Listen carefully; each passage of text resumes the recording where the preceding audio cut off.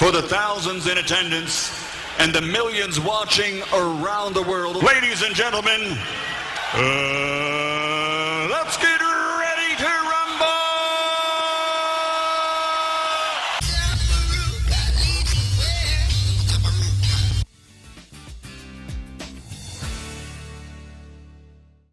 Marcus Garvey wanted to return African Americans to Africa to create a vibrant black nation, empowered through economic independence. Although some of his goals were controversial, his crusade would inspire leaders from Malcolm X to Martin Luther King and Nelson Mandela. Garvey was certainly a controversial figure, but the concepts that we now think of as black nationalism and black pride started with Garvey's pronouncements.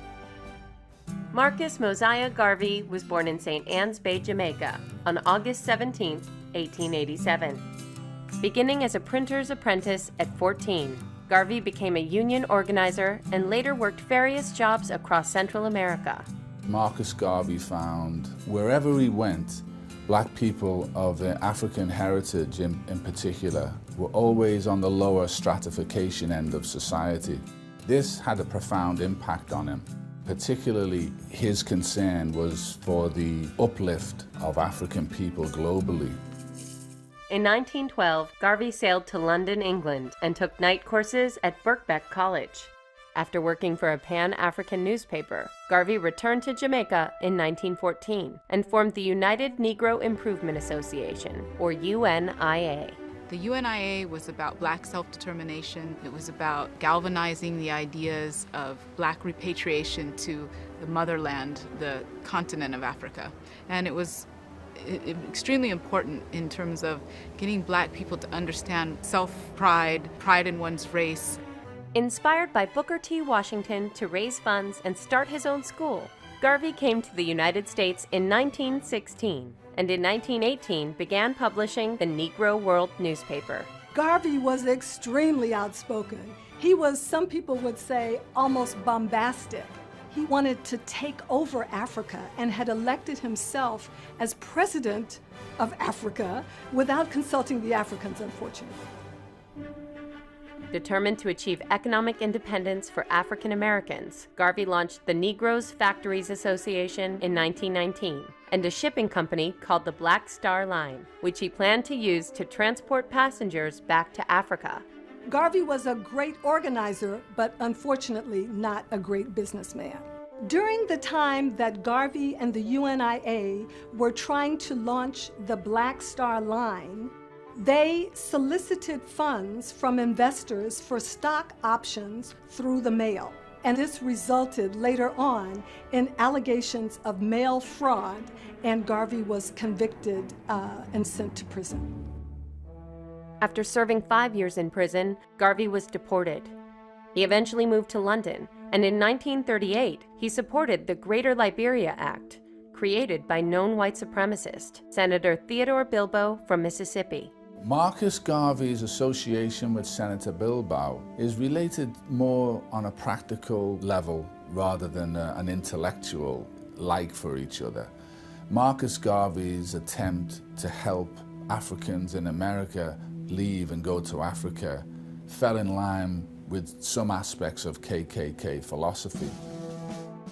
Garvey died in London on June 10, 1940. He was reinterred in Jamaica in 1964 and is hailed as Jamaica's first national hero and the prophet of the Rastafarian religion. Although Garvey was a flawed leader, he's someone who is really important to the history of the black radical tradition. He was probably one of the strongest voices of black nationalism in history. Yeah, the Dead Sea. But the night and the man tell us our whole mine blow up where people get blow up and all them things. I go from mad to rotted. After me I go look for mud. You can just imagine Mutabaruka blown up in Israel looking for mud. Yes, so we are saying Rastafari. Today now, we are celebrating Marcus Garvey birthday. We don't see nothing going on Jamaica. Nothing going on Jamaica for Marcus Garvey today. We don't see nothing going on. You see anything going on? No, we see some past C-SPAN, Mark Julius. C-SPAN? Yeah. Me not talk about C-SPAN. Me see me talk in a Jamaica. Yeah, but you see Marcus Garvey, well, Marcus Garvey is one of the black heroes them in America, you know. If you look on American black heroes, you have a book about American black heroes. You see Marcus Garvey in there, you know. We talk about Jamaica. Jamaica, where Marcus Garvey come from. And it's this government leader, Edward Seaga, make Marcus Garvey a national hero. And we don't see the government do nothing today. After all the alabaloo last week about, we never call his mad name again, them a mix up emancipendence. Yeah. That's what them a say. A madness, emancipendence. What the hell is emancipendence? Emancipation and independence is two different something. It's two different something. And I'm going to try and mix up the thing. And then no Marcus Garvey birthday today. I don't hear no big thing I go on TV and True Olympics. I don't know True Olympics. They in between running them, in between Usain Bolt, them couldn't bring on something. And all the while, I see them bring on this and that after the I don't know every minute. When America run, them can bring on something. Some company pay the whole of the hand. So I run through that you can't get a chance to talk about. Me I tell you, say, me I come through the airport and me see somebody laid up on the ground in the airport with them food cock up on there. So I say, how would I bring that Rasta? Which airport? What? In a Belgium. Yeah. Should I tell you? How do you do? Me see somebody with them food cock up on one something that's on. Me say, I wish man that laid up on the ground so Rasta. When me look, a Queen Africa in the big Belgium airport. That's weird. I'm right there. I don't know what she like she look at her cell phone because I must plug in there so. So she got near the plug in, that's all. Yeah, she did near the plug in there. That Ryan, me see no, me I say weird Ryan. A Queen Africa that in the answer. That is nice. Yeah. That is nice. Just to see him walk by. Yeah. I know say you know see somebody there so But here Ryan no. Ryan say, Muta, look at a woman. Is a woman that go through the airport barefoot, you know. Me I tell you when I say, me I tell you, I say me no know her. Believe you be. But the airport they look terrible doing no brethren. I mean, me don't know if you did walk. Oh, you come to the airport. We come in on a train. Oh, all right. Well, see, we coming from a bus. We are coming from Malaya. Them park the bus a little distance, you know, and we have to take off the luggage. Yeah. And walk with the luggage, you know, and just when we reach the elevator, a long line there, you know, we say, we can't wait, the woman that said, walk this way. Oh gosh, man, so we walk. You know the car part, then we have to go so. And go round and go round and go round. About 4-story up we are going and the soldier them. When you look on you can't see what the man them do to the airport. Brethren, the man you know easy, you know, Rattler. The man them devastate the airport, you know. I mean when you look at come in know that airport then I go through that airport there already. And you see when me go through the other day, it look like a third world. It look like airport out of Montego Bay when you come out. And you know, say in a Montego Bay airport suite, you know. But you see when you come outside, it not look like how inside. When you're there at Montego Bay airport, you say this is number one airport in the Caribbean. But you see when you come off of the plane and come out now, you say something wrong. So I don't know if the government can fix that. Because I don't like how it look. I mean, I hardly go to Montego Bay airport, you know. Kingston airport look much better outside. Montego Bay airport look international inside. So Brussels mash up. Hey, me I tell you man, the airport look a weird rasta and appear big. If you turn, you know. You see a soldier with some big gun in hand. Them a direct you some place that you say, when me I go out of them place, they find a go round. We got a brother from South Afghan who choose to walk with me and Ryan because he never want the soldier them. He said the soldier them searching them about turn him back and. Because what? Because he's from Afghanistan. He's a Muslim with him little. Okay. Backpack and him no leave which part me and Ryan did that me and Ryan I say yo. But you should get nervous. You should get nervous. You look at him like a ball on Allah Akbar.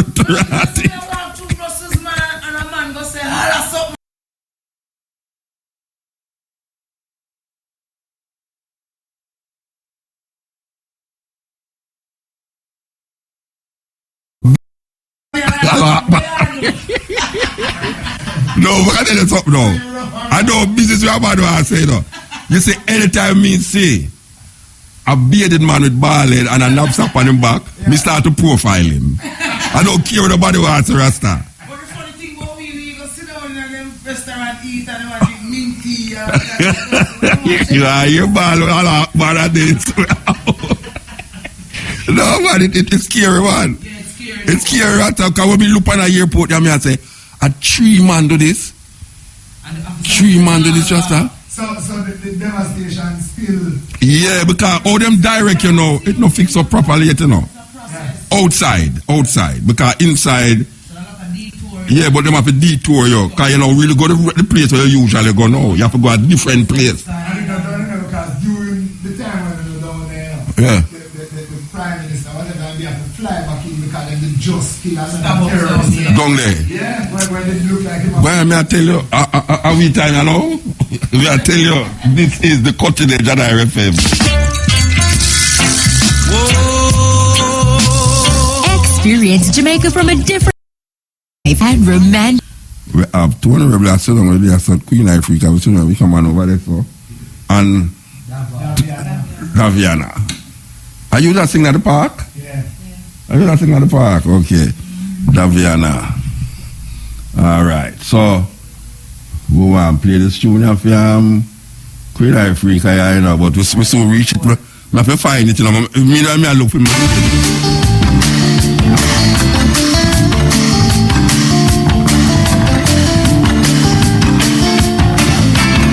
Again, you know, him advisor to the Prime Minister. And now him gone back on the road as when during the bombing in America, the earlier on in the when the bombing thing did go on and them did talk against Islam, him say him not to America. And him stop to America for true. I meet a couple in Australia that day we say at 20 years them not go through America. 20 years them not go through America, and trust me, them people that take plane like plane and them not go through America. So last week at the first me ever go to Europe since me a tour and have a straight flight to go to Europe. Me usually go either England in or through America, but at the first me ever go straight and go right to Europe. So me don't know, because the America thing kind of look away, you know. First time you feel good when you go to you say, all right, I go to Miami now, Atlanta, and, you know, you want to walk up and down and look on this and look on that. Now you have me case to the next flight, come quick. Because you want to come out as you go in. The transit thing get tight now. You go through all the whole heap of combustion and this and that and the line them and, you know, the whole heap of, you know, profiling and, oh gosh man, them thing look away now. Go buy a plane, you know. That's the only way to get out of just to go buy a plane. Rebel, you know, I make up and buy a plane. Eh? Yeah man, I make up and buy a plane, Rasta. Believe you. Teenage and RFM, as we say, this is Marcus Garvey. You know we're going to play a tape tonight. I don't have time to play a tape. We're going to play a tape tonight. You know, so we did have the Marcus Garvey Porsche competition. We say we're going to call out the winner tonight, but guess what? We'll do it tomorrow. You know why? Because we get some poems there where we know someone like a 15-year-old write them poem there. Somebody will try ease off $10,000 for me. Sneakily. Because after we say the poem, they must be written between the age of 1 to 15. Me I read two poem of a call Cabo, say Cabo. It's a 15-year-old write a poem and she said, no, sir. And she have to call the parents, and the parents don't want to talk to her, you know. So I have to disqualify some of them poem there. Because too much poem there where we know, say, I don't know, like a 15-year-old or below write them poem there. So we want to sieve out the poem them, and tomorrow we'll call out the winner. Yeah, that's that. Because, trust me, we want the $10,000 go to somebody who we know, say, yeah, really serious about the thing. You understand? I'm going to read a little poem, I still, you know, I have one year where I feel like it a go win, you know. Yeah, I never call it out yet, but yeah, I see one named Marcus Garvey and his 2 wives. Because when they done, say the poem them fi include the two wife them of Marcus Garvey. Not that Marcus Garvey did have two wife one time, but he married 2 times and the 2 of them named Amy. Coincidentally, the 2 of them named Amy. One named Amy Ashwood and one named Amy Jakes Garvey. As I say, Amy Jakes Garvey is the one where we know personally, because we used to go out yard and sit down, and she's the one responsible for release the philosophy and opinions of Marcus Garvey. Africa for the Africans. That's his right name. Okay, all right. So, Queen Africa in the house. Yes. And Tony Rebel last week, we tell Tony Rebel say, would I like put this little data up on the song, the why me I said it's foolishness. It's Rebel salute. The Rebel salute. And I'm a brethren still in there, but you know him is a businessman, him have to say him have to hear her first. After me I tell him say, from me say so, him say, no, let me not say nothing. That's what I say. Me say he's a businessman. He's a businessman who practical. He's a businessman who practical. I say, no, Musa, you can't come choose somebody for me, so. You have to make me hear her. You understand? So I'm going to make she hear her, and him say, yeah, she book. She's the first artist with the pan. Well, I love Tony Rebel, I know Jesus love like children. Oh, Tony, for life. Yeah, for life. You have to know.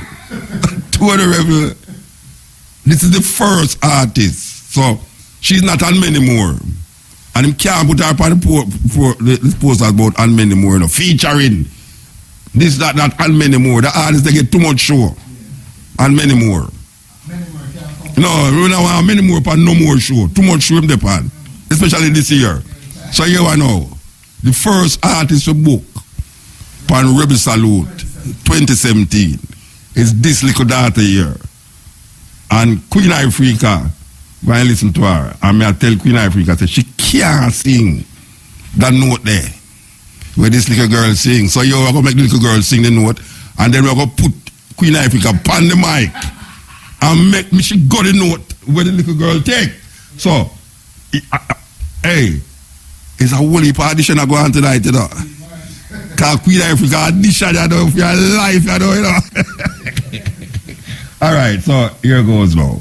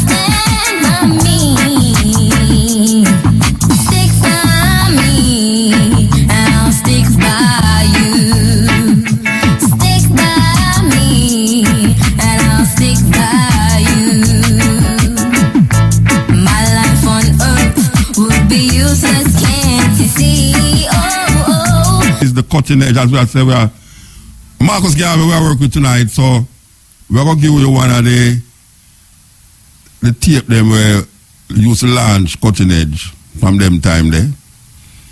We used to play enough tape in them time there, in the early times of Cutting Edge. Well, this is one of the tape them. Well, as a bridge, you know, we used to play a regular name, John Henry Clark, just like Ben Buchanan and all them people there. Well, John Henry Clark passed away. You know, we have Ben Buchanan long as I reference bring Ben Buchanan long at 2 times. Right inside of that great house too.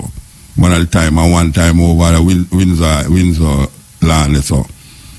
Well, Marcus Garvey is where this lecture is all about, the legacy of Marcus Garvey. And it is given by the man John Henry Clark, for those of you who know how important these scholars are. The man reshape how African people see intellectualism in relationship to. There was a time when only white people are right about we. Man like John Henry Clark, Ben Buchanan, Shekinah Diop, the man they come scientifically and show you Africa from the perspective of African people. You know what I'm saying? If the lion tell him story, the whole story is different. Because when the hunter kill the lion, it's a game. When the lion kill the hunter, you hear so the lion is a savage beast. But it's him go in at the space of the lion and try to wreck it. So when the lion yam him, you hear how savage the lion is. We have to tell our own story. Because it's too long other people are talk about we and I curb the thing and I go around the thing. That is why we have a thing in the Bible now where people write something give away and we feel say it's God write it himself. Inspiration from God. Well, me not say no inspiration still, but me know say when the song when me hear all Lucian and a Bob Marley song or whatsoever, it sound to me could have done say it's God personally come talk to them about it. But me not go say that. Because me know say the inner man is the divine man. It's out of man's humanity you will find the divinity. That is why we could have looked on a man and said divinity. People can't recognize divinity in humanity. But if you could have just find this divinity in a human being, it would make a difference. Instead of trying to look for it outside. Because no man is really, you have what you call bad actions or evil action, but not evil people. People is innately just people. But circumstances, environment, culture, and socio-political things around them make men who is good do evil things. Bad men do evil things. Good men do evil things. So we recognize the divinity in human being. And we recognize that in the person of Emperor Selassie I. And we recognize also that our scholars today write from the perspective of the lion. And the lion story must be told by the lion. Too long, the hunter tell the story of the lion. So the lion tell him own story now. So this is part of the story. John Henry Clark, the late John Henry Clark, speaking on the legacy of Marcus Garvey.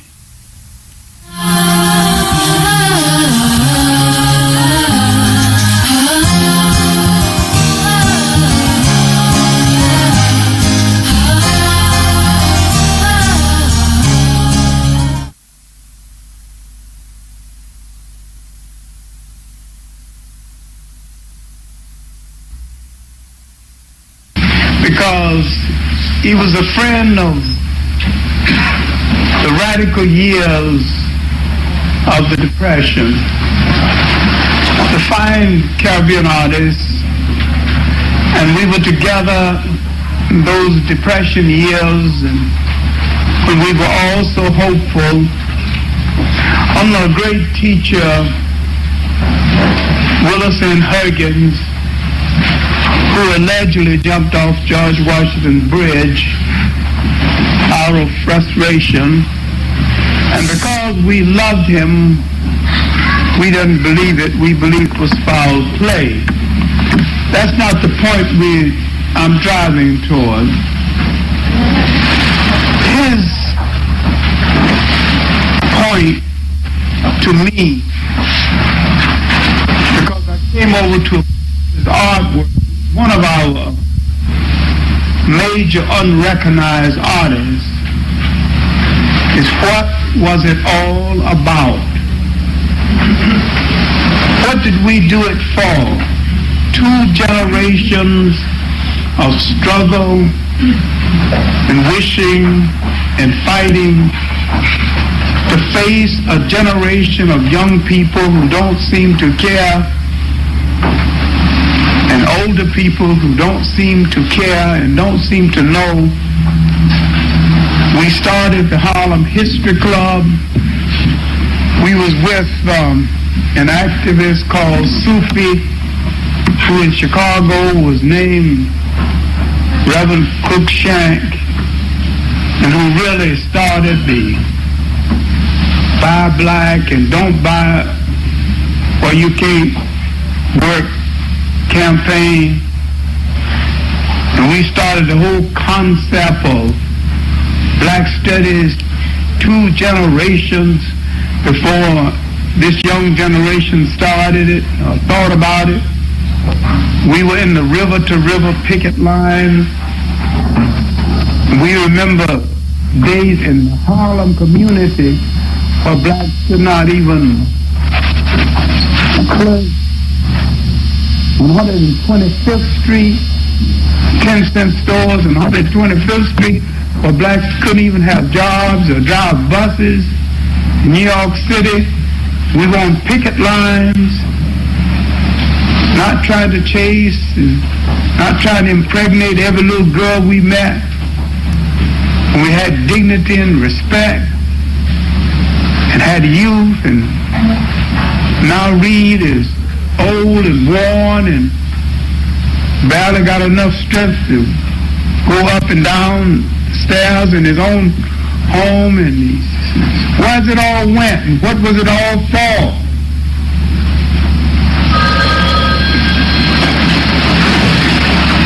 And we're facing a generation who's asking questions about a cop-out generation that's not delivering anything. We never heard of crack, and we didn't know what marijuana looked like or smelled like. This is a dialogue between 2 men 50 years later. He came out of the Caribbean, I came out of the South. Both poor, committed to the salvation of our own people. Both young Garveyites, trying to see what we could do to redeem our own people. Now we're asking, what was it all for? We put it on the line. What kind of work did we do? Scrubbing floors, porters,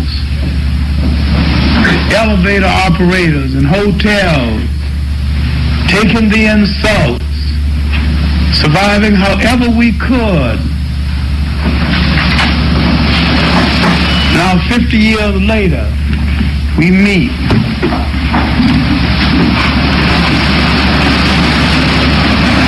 Here's a former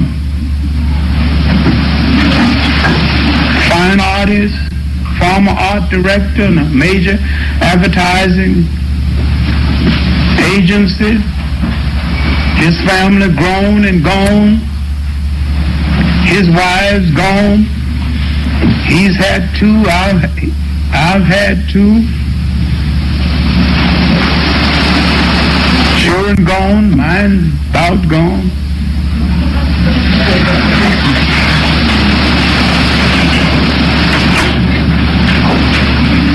None of his wives thoroughly understood what his life was about, none of mine either.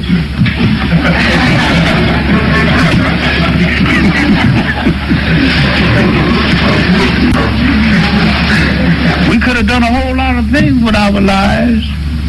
We could have said yes to the right people. Both of us could have been rich, because that's what we wanted.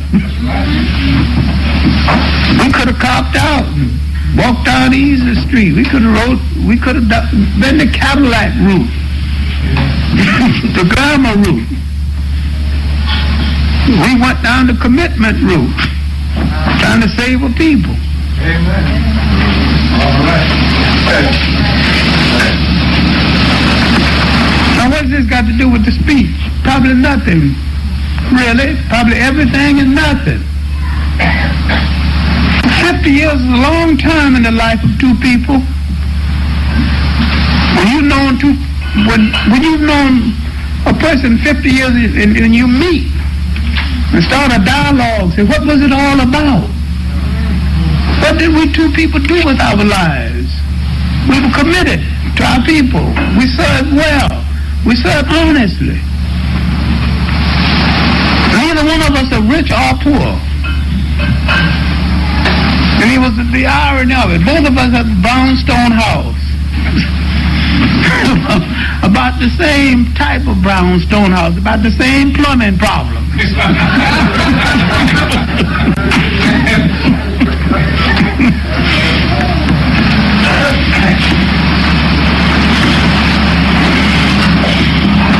But the main thing is what have we done with these last 50 years? What have we seen? We've seen two generations parade before us. What have they learned? What have they committed to? We started out in the active years, the Italian-Ethiopian War.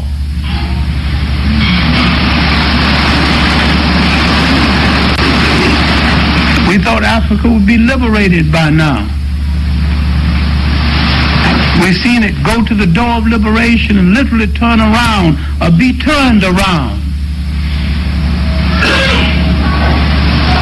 We've seen the two branches of the African world, Afro-American, Caribbean, and Africa, get to the brink of liberation and let itself be turned around. Literally, we've seen Garvey betrayed. We've seen him betrayed by his own people. We've seen his dream turned around. And tragically, in his own country, a people who will elect a Seaga, producer Marcus Garvey, and elect a Seaga, a white man from Boston, have problems. Call him a Lebanese if you want to. This is a job artist and a con man who came to Jamaica to be elected. Learn Jamaican folklore, learn Jamaican dialogue, studied Jamaicanese, studied the politics of Jamaica, studied the folklore and the ways of the Jamaican people, jived his way into the politics, and got elected. No black people. Their folk ways, their color ways, their color preferences, and rolled in on their prejudices. Knew that Jamaica was one of the most color stratified islands in the Caribbean. England had made it so. All of this has to do with something. If Marcus Garvey were alive today and ran for election in Jamaica, he would lose. If Marcus Garvey were alive today and ran for election in Bedford-Stuyvesant, he would win.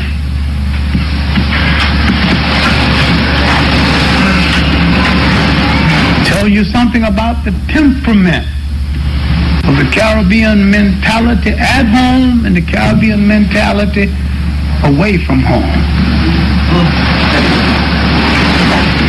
A few years ago, Caribbean scholar Keith Henry wrote an article for me when I was editor of Freedom Ways called Tigers Abroad and Meek Moses at Home. I wouldn't publish it. I said it's a good article and it's absolutely honest. But if I publish it, somebody will have my head.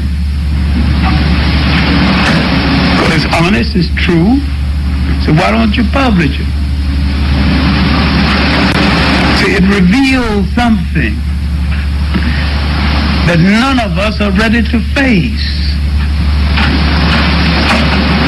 And this summer, last summer, in Barbados, on an intellectual tour, I delivered a lecture called The Caribbean Mind Away from Home,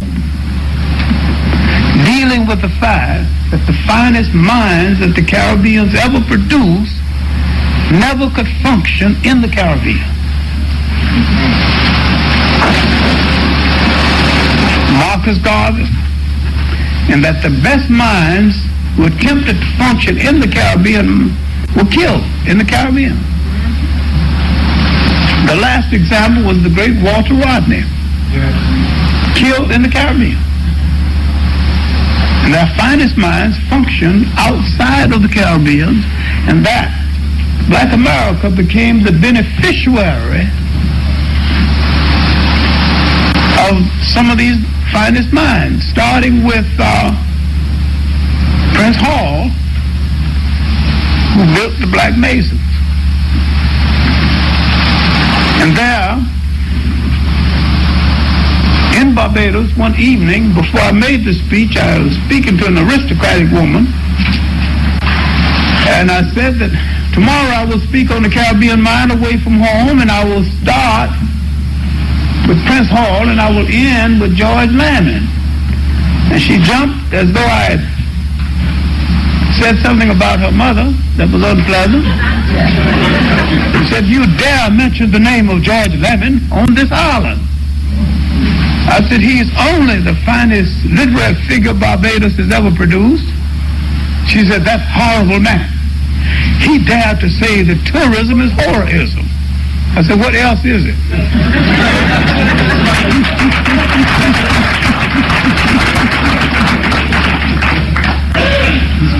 I said, "George Lamon is such a great writer. I was reading one of his novels, and he was describing rain. And he was describing it so graphically. When I finished reading the novel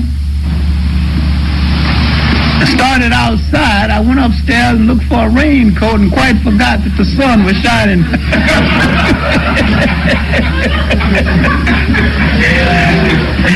He made me feel that it was raining outside. That was greatness in writing. And she said, "Why not V.S. Naipaul? He handles the English language so well." V.S. Naipaul is an East Indian who hates East Indians, West Indians, English, hates Indians, hates his own people, everybody else's people. Don't love nothing and nobody. But he handles the English language quite well. There is no humanity in anything he ever wrote. All right, now, let's start the lecture.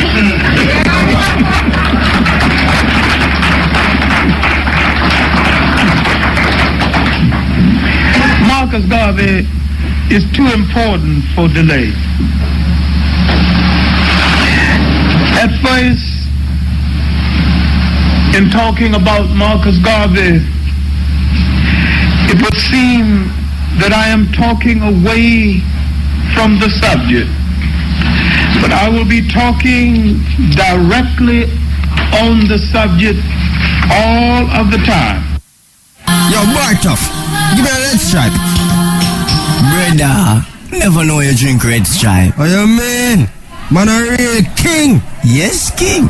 But you make the bartender take your crown, though. What you mean? When you buy your own. Take back your crown! Enter the code under your red stripe crown and submit. Important lecture. Believe you me, very important. And one wonders if this change has made Marcus Garvey and his ideals safe among Caribbean people. One wonders if Marcus Garvey would be physically safe if he was alive today. He called for the unity and the redemption of the African world. We were not ready to listen then. There's wonder whether we are ready to listen now. He was not only ahead of his time, he was ahead of this time. There's an indication that the Caribbean people, in participation in the forthcoming Statue of Liberty 100th anniversary, might be missing the point. There is something at the present Schomburg collection called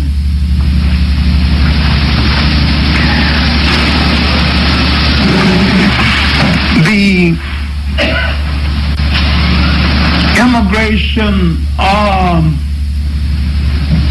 voluntary immigration, indicating that the Caribbean people came here voluntarily, separating them from the black Americans who came on slave ships. They're missing the boat because all blacks came out of Africa on slave ships.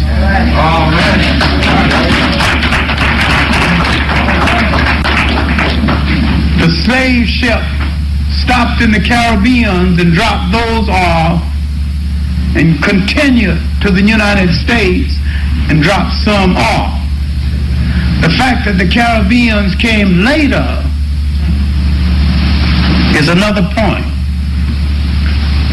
And except for someone pointing a finger and said, I'll take that one instead of that one, any Caribbean could be a black American, and any black American could be a Caribbean. So no one needs celebrate and no one need to boast. All of us are victims of the same historical experience with variation. And no one need to boast or participate in the variation as though one is radically different from the other. The supreme test is this: can you pass the taxi cab test?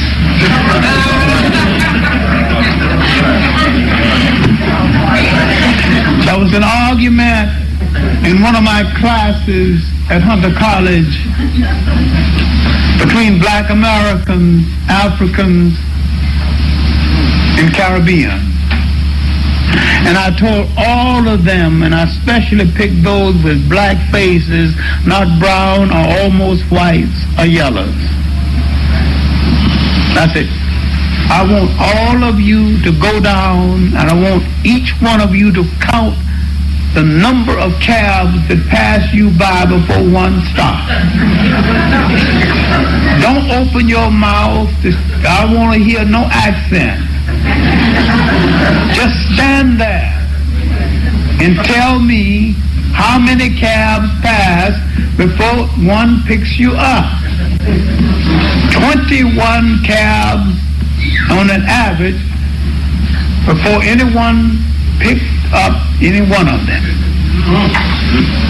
The Caribbean, the African, and the Afro-American.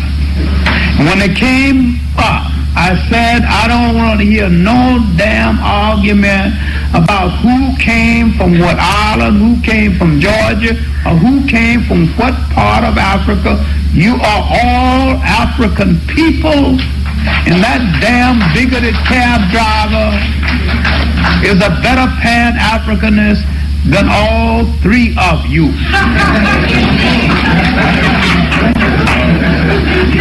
And once we understand that we belong to the same African family, no matter what island you came from, what part of Georgia you came from, or what part of Africa you came from. And that is the essential message that Marcus Garvey was trying to get across to you. One God, one aim, one destination. And when you can't understand that, you betray Marcus Garvey. And that is the essential message. All right, now, let us proceed. What we have to understand with those who are participating in the separate charade around the Statue of Liberty that hasn't got a damn thing to do with any of us,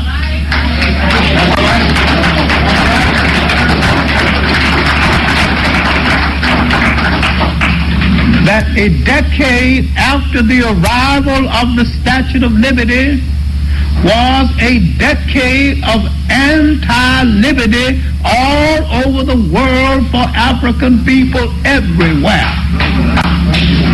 Let's take 1886 and let's take the decade after 1886 and look at it all over the world and see what that decade means in relationship. In Africa, 1886 was the end of the long colonial wars and the politics of exile. The Asante Wars was coming to a close. 1886, the British burned down or tried to burn down the city of Kumasi. 1885, they exiled the King Prempeh. Not only exiled him, but made him submit and forced him literally to kiss the shoes of the British governor along with his mother. Humiliated one of the most illustrious kings in all Africa. Around the other end of Africa, they had broken the last of the great Zulu kings of Africa were being exiled. In East Africa, the Uganda kings were being betrayed by the Catholic Church and the British Church and the Arabs. Something else we haven't been able to do. So, all right, in West Africa, Soumaré Touré, Sékou Touré's grandfather,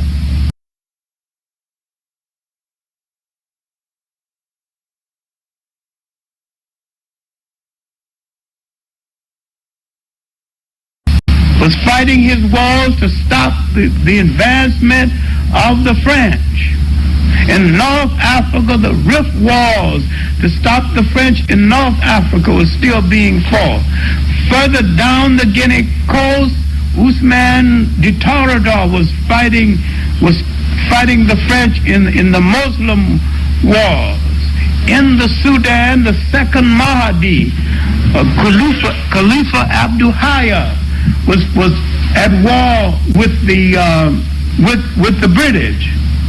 All right, the British were fighting to retake the Sudan. And this fight to retake the Sudan was after the death of the Mahdi. And this war was reported by a young British reporter named Winston Churchill in a remarkable book called The River War. When a British butcherer, Kitchener, went in to allegedly defend England's honor and killed 50,000 Sudanese in one evening, and Churchill boasts of this in the book. We killed 50,000 of the Begars in one evening. Africans were being killed all over the world. 1884, a degenerate Belgian king, Leopold, called a meeting, and all the thieves who had not had enough muscle, who had not taken part of Africa, began to cut up the rest of Africa, and therefore they got the Congo. The French got more of equatorial Africa. The Germans got 4 pieces.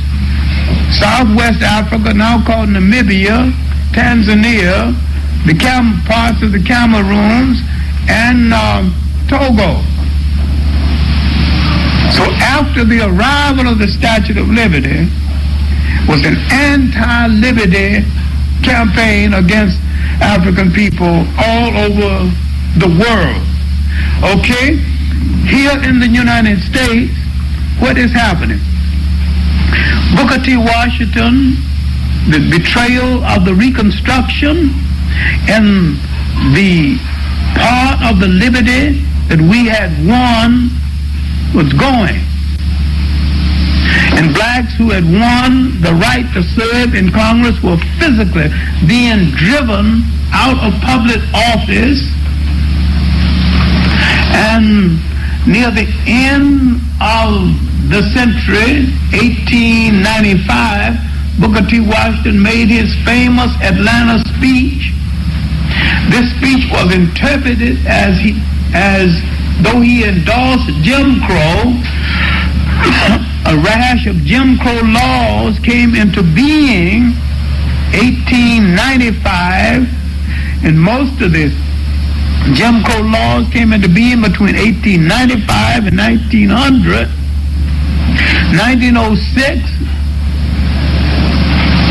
beginning of vast race riots, the Atlanta race riots, the riots against black soldiers in Brownsville, Texas, the famous Brownsville raid. Organizations coming to be, all right, the NAACP, born 1909. No, you just count those 10 years after the arrival of the Statue of Liberty. All over the world, we were catching hell. So what kind of liberty did it mean to black people any place? In the Caribbean fight for constitutional government fell on deaf ears. And the reform that the British promised was not delivered, to the point that British governors of Caribbean islands had the right to even take their gambling debts out of the treasury of the islands, and did. Now what in hell are you participating in the celebration for? What does the Statue of Liberty mean to you?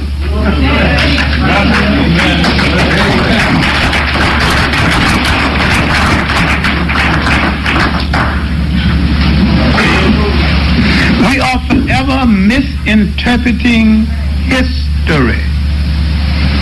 All right, Marcus Garvey was growing up in Jamaica, dreaming and hoping and seeing things much clearer. People see things. Growing up, learning, growing up, looking out at sea, dreaming of ships, learning his craft, shaping his destiny. Yeah, this is the Cutting Edge. You're listening to John Henry Clark and the legacy of Marcus Garvey. The time is 12 o'clock, midnight.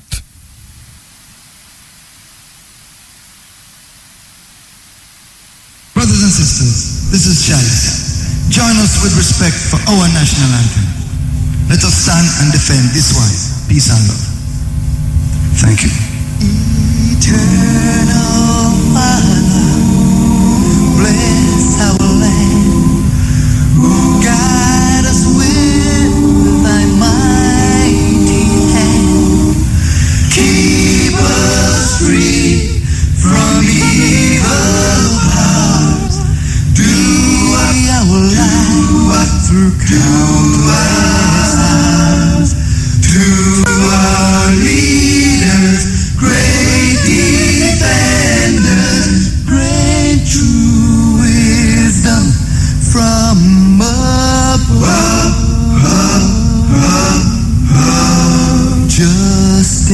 Justice, truth, be ours forever. Jamaica, land we love.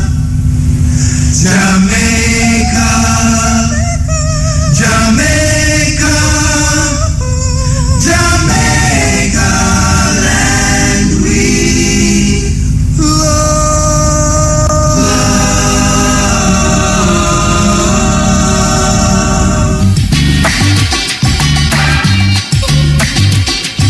Cutting Edge, same Mutabaruka, same IRFM, same yes, lie down bar, same and Mr. Robbie, same stay tuned RFM, Mutabaruka, Cutting Edge, same.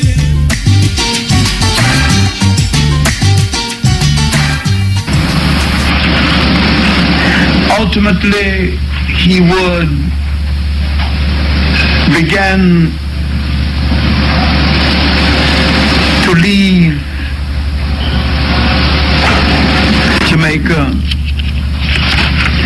He would make his first trip outside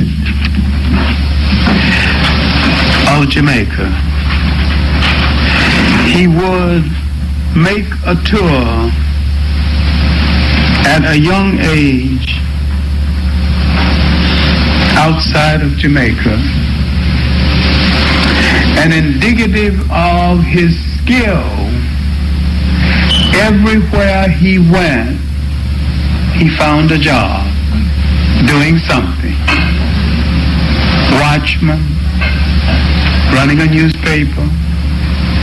He was not unemployed any place. This is a person with so much native talent that everywhere he went, he inquired about the conditions of his people, a born leader with wild confidence in himself. This is his exception. Growing up in an island, highly color conscious then and now, because the colors had made a deal with England to the point where England had granted the colored special job categories that to some extent they still hold. Special professional privileges, to some extent they still hold. Literally creating a brown society, an almost white society with job categories. He came from a society of craftsmen that didn't have to apologize for his blackness. And he had confidence in himself and his skill to the point where he did not have to cater to anyone based on color. He had skills over and above that and rose above it. he had this kind of confidence, and this would help him through life. And one of the reasons why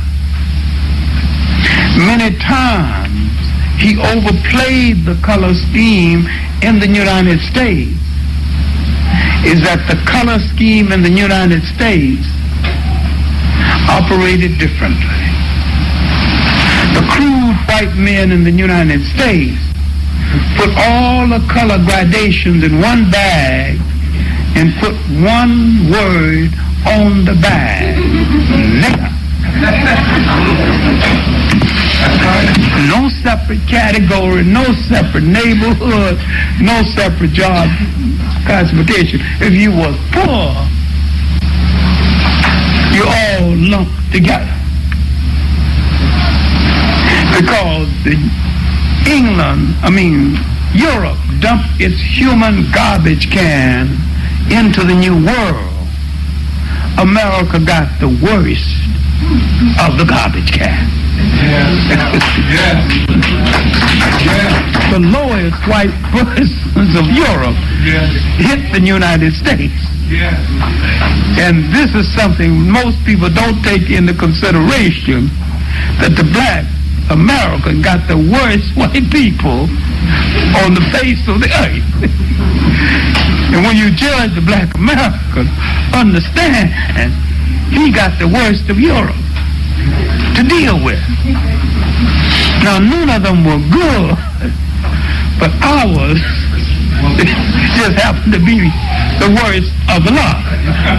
And Garvey never took that into consideration when judging us and the ones we had to deal with as against the ones they had to deal with.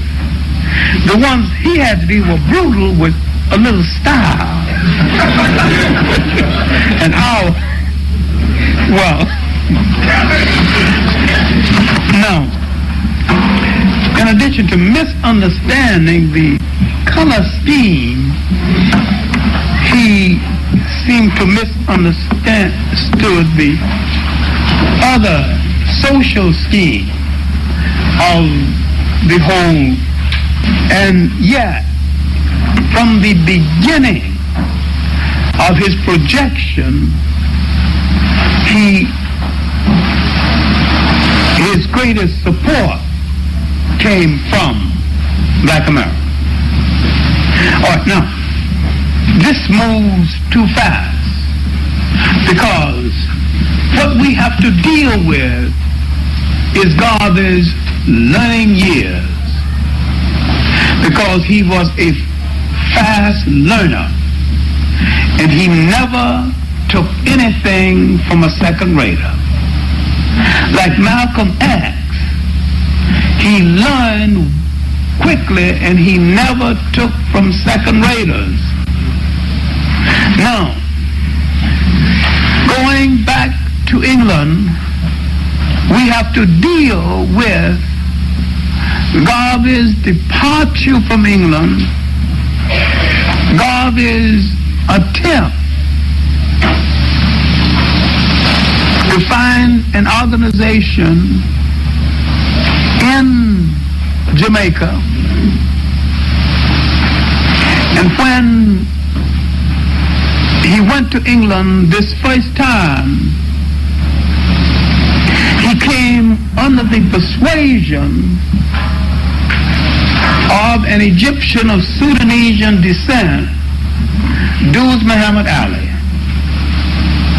And he worked on the newspaper of Duz Muhammad Ali, and he read, and he went to classes in England, but he learned well. And he became the beneficiary of the fact that several conferences had been held in England, and one of the conferences was the World's Conference on Race. That conference had been held in 1911. Now Garvey read these papers, and these different conflicts dealing with race. These different conflicts dealing with race, especially the racial views of an Englishman of a world-famous sociologist named Adler, and the racial views of Du Bois.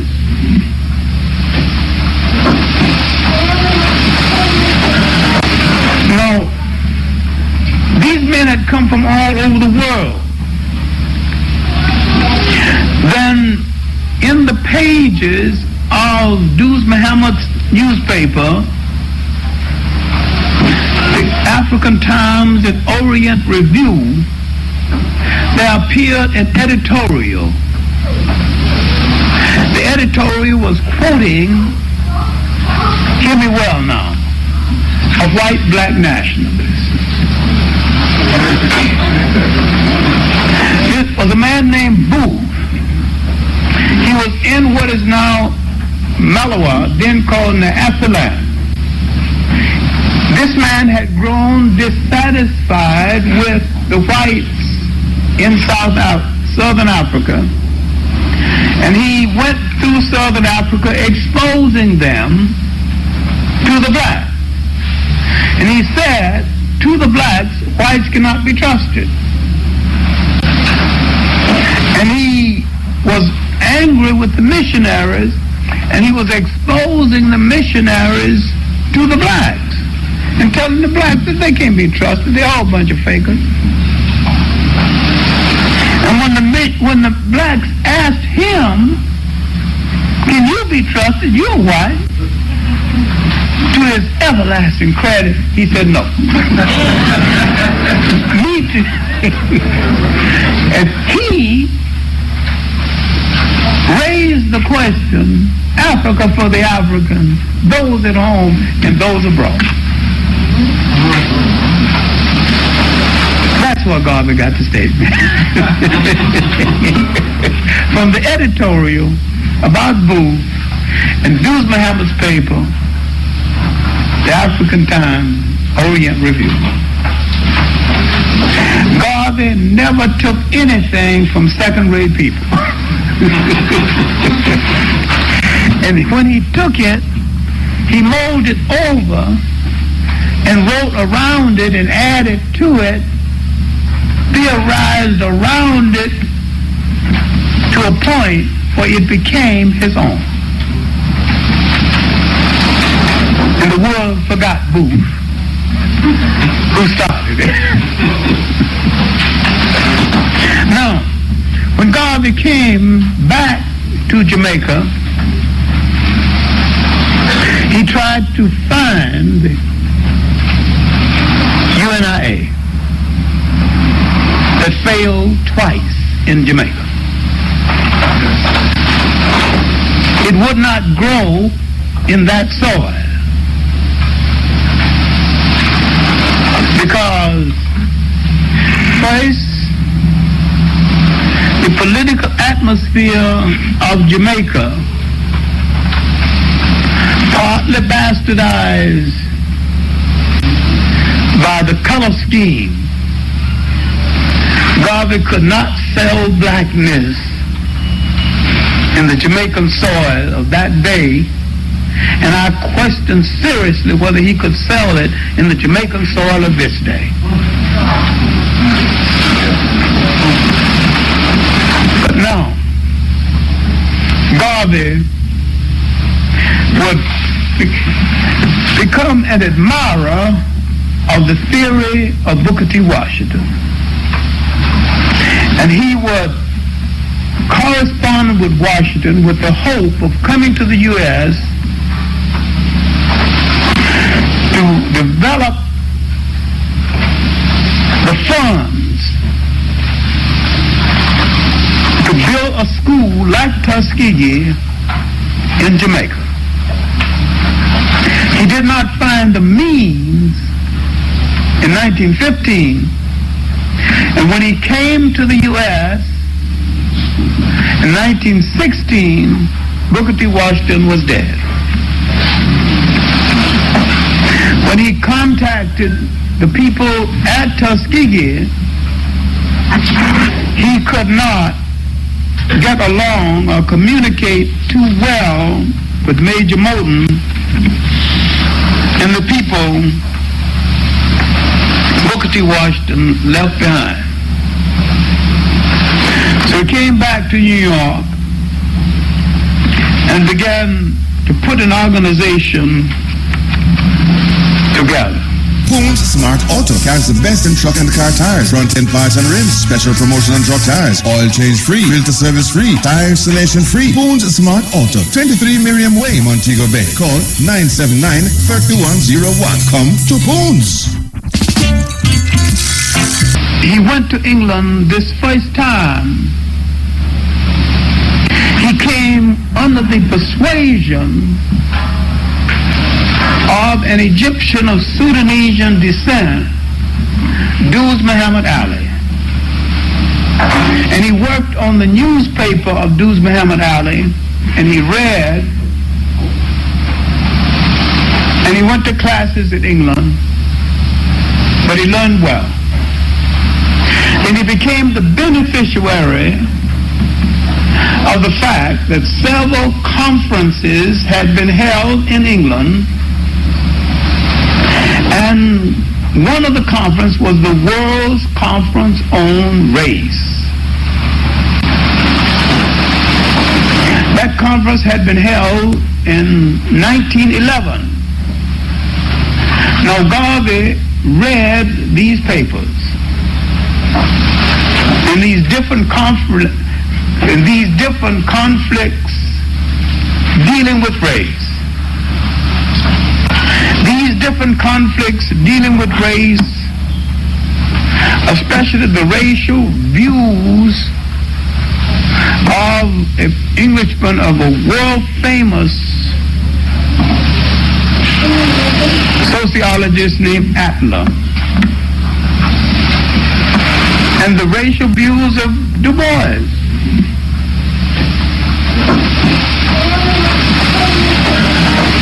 Now, these men had come from all over the world. Then, in the pages of Duz Muhammad's newspaper,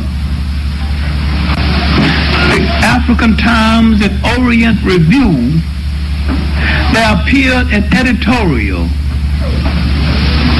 The editorial was quoting, hear me well now, a white black nationalist. This was a man named Booth. He was in what is now Malawa, then called Nyasaland.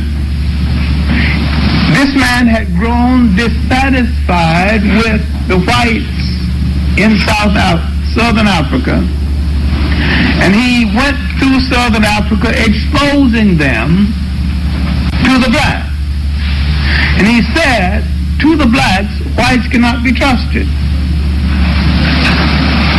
And he was angry with the missionaries, and he was exposing the missionaries to the blacks and telling the blacks that they can't be trusted. They're all a bunch of fakers.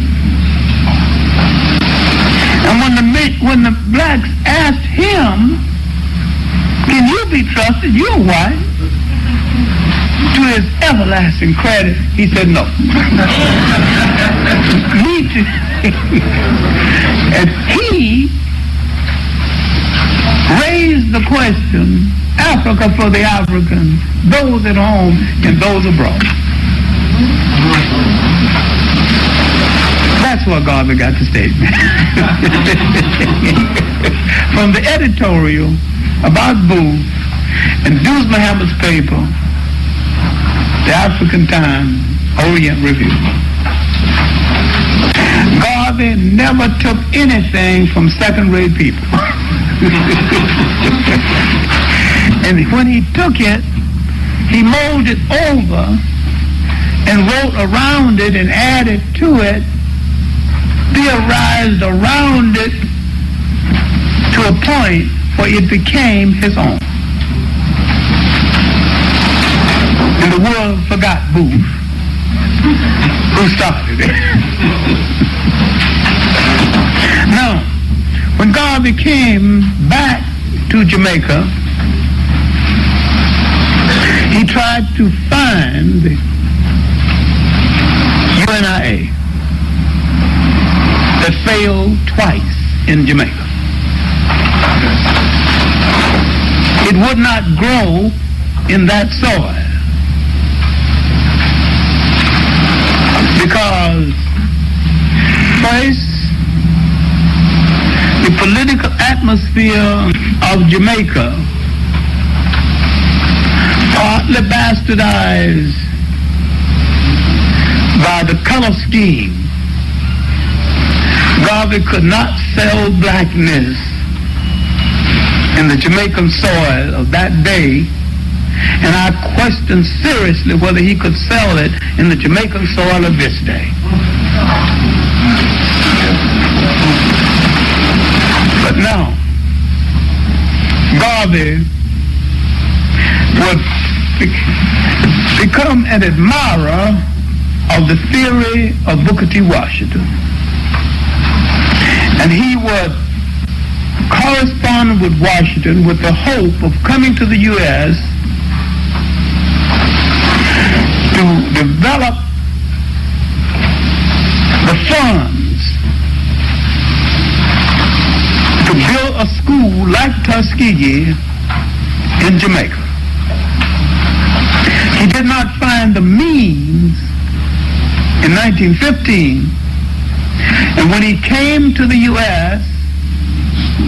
in 1916, Booker T. Washington was dead.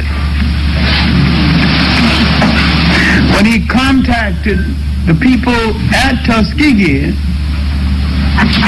he could not get along or communicate too well with Major Moulton and the people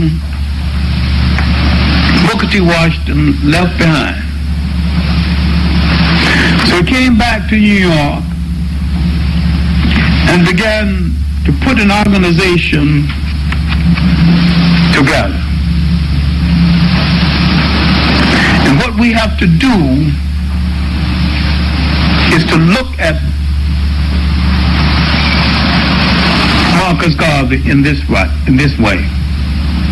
But you will not understand Marcus Garvey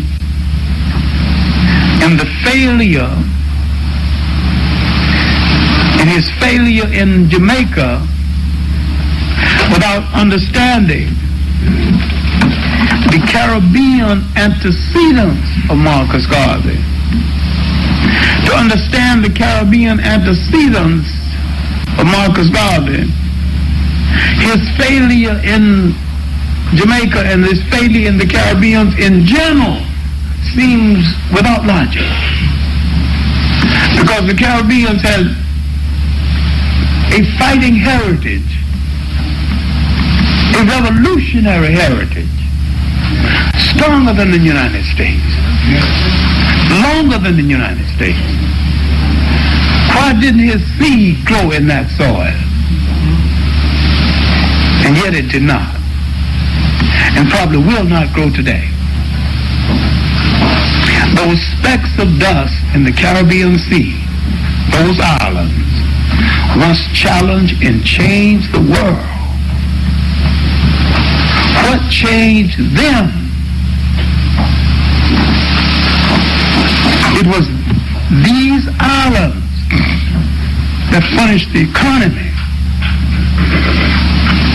that pulled Europe out of the lethargy of the Middle Ages, that gave Europe the economy to come out of those plagues and famines.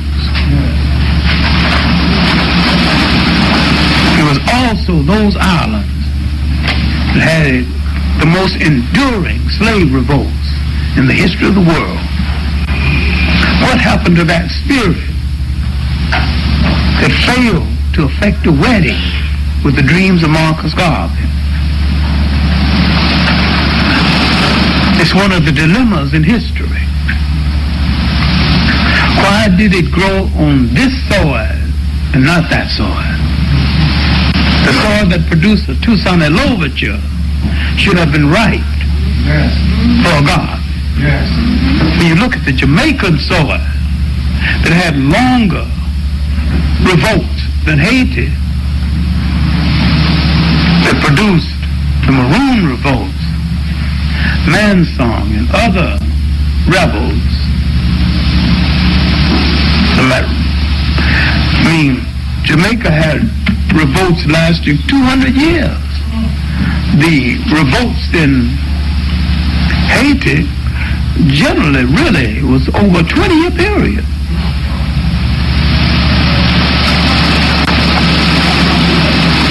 And that's the success of the Haitian revolt, the fact that it was almost a parlay, like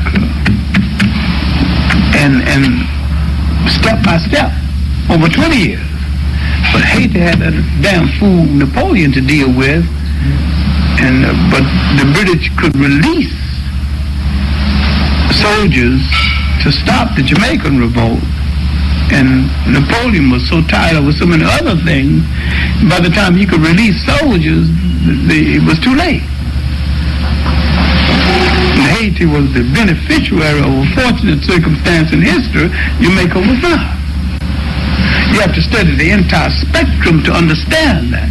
See that, but to understand it, you have to study Marcus Garvey's antecedents in the Caribbean. Now you have to look at his antecedents in the United States in order to understand why the seeds of his ideas grew here and not in the Caribbean, and would not grow in the Caribbean today, and might grow here today, or might not grow here today, might not grow in Africa, might not grow in either one of the places today. Because Nkrumah preached them and preached them well. And yet Nkrumah, who preached them well, was overthrown by anti-Garveyistic forces. This has to be taken into consideration. We have to understand the counter forces within the African world. Now let's look at the antecedents of Marcus Garvey in the United States. Let's look at the ideas that preceded Garvey in the United States and how the scene was being prepared for Marcus Garvey 100 years before his emergence in the United States. Let's look at the first half of the 19th century. The slave rebel, the black free man, and let's look at the beneficiary in the United States of the Caribbean thinkers who did not function in the Caribbeans and might not have been able to function in the Caribbean. Look at Prince Hall from Jamaica, from Barbados, who came here, found the Masons. Why didn't he find the Masons in Barbados, where he came from? Look at Peter Ogden from Antigua, came here and found the Odd Fellows. Why didn't he find the Odd Fellows in Antigua? He came here and found the Odd Fellows. Look at Robert Campbell,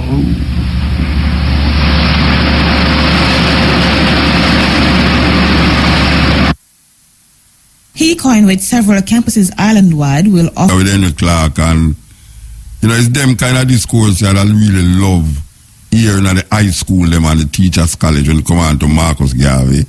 Because I find so we're going to the school them, even the teachers college them, people, it's the same was born in St. Anne, started the UNIA, the same reasoning. Where we are here now is something more, wider and more in-depth in relationship to Marcus Garvey. And I don't think a whole heap of one know these things. You know, which Henry Clark I talk about. Because as I say, we keep hearing the same thing about Marcus Garvey, but if we really have an analytic and historical perspective from Marcus Garvey, you know, some man still do ever touch about the Black Star Line, and him do a whole heap of the things them where we usually talk about every day. Him kind of don't touch them, but yet still I show you Marcus Garvey. You know, that's the serious thing. You know, it's really important for you to get them kind of discourse into the high school them. I would say high school and teachers college. Because most of the teachers them don't know nothing about Marcus Garvey. You know, them talk should be part of the Marcus Garvey educational thing for teachers who are come out now and talk about Marcus Garvey must be taught in schools. Or Marcus Garvey can be taught in school when the teacher themselves don't know nothing about Marcus Garvey. We continue. Okay. We could say we can continue to where it start. We did left off. Here goes. He added one here. Robert Campbell, who went with Delaney to search for a place for the settlement, Abakuta in Nigeria.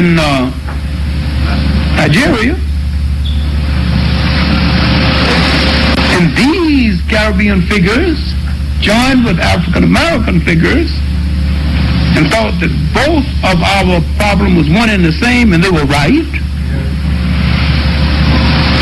Now look at the Caribbeans who left the Caribbean, joined with Black Americans as a union to pave the way for a back to Africa movement almost 100 years before the arrival of Marcus Garvey. Look at the Caribbean figures come here to build an antecedent to Marcus Garvey 100 years before Marcus Garvey got here. Left out of history. And some of them, the first half of the 19th century. Now let's look at the second half of the 19th century. Some of them still functioning. Then we'll look at the Pap Singleton movement, the second half. Looking for internal settlement in the United States. Then the external settlement, the Chief Sam movement. It's a Ghanaian named Chief Sam who said some boats would come to pick us up. Many blacks sold all of their furniture and everything and gathered at Galveston, Texas and other spots waiting for Sam's boats to come and take them back to Africa, and Sam's boats never showed up, of course, but it wasn't his fault. See, the people welched on the boats never got there. But the Chief Sam's movement was a big movement. It was a back to Africa movement. And Bishop Turner's movement. All of these were movements that appeared generations before Marcus Garvey. Now, after the end of the century, the riots early in the century, Marcus Garvey arrived in the country during and soon after the World War I.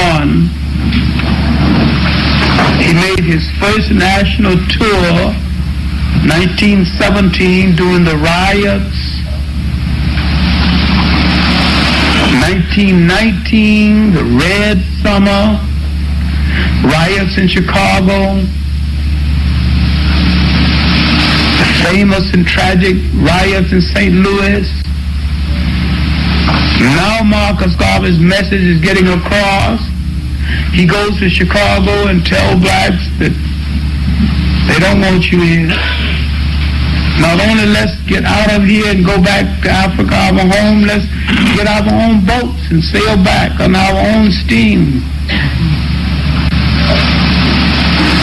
blacks in the Caribbean may not have wanted to listen, but we listen to anything now. Can you understand why we would listen? This ain't happening in Jamaica. They burning in East St. Louis. They bring bonfires and throwing black children into the fire. Yeah. This is not happening in. We are willing to listen because certain things are happening to us that's not happening to any other African people in the world. Newton Baker, Secretary of Treasury, told black soldiers, some of them being lynched in their uniform, that your lot is not going to change by virtue of you fighting in the war. Du Bois has issued a statement called Close Ranks. Let's close our ranks and help America save the war. Du Bois goes and investigates the condition of the blacks, only to discover that on the battlefield, many blacks wounded are left there to die because Red Cross won't touch a black body.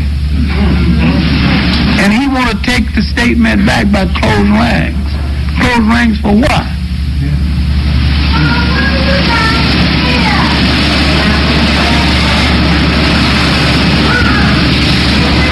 Now you can see how the atmosphere in the United States is produced to receive a Marcus Garvey, different from that in the Caribbean.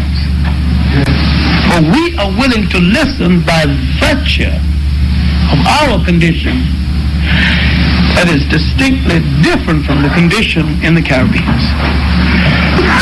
We are ready for anything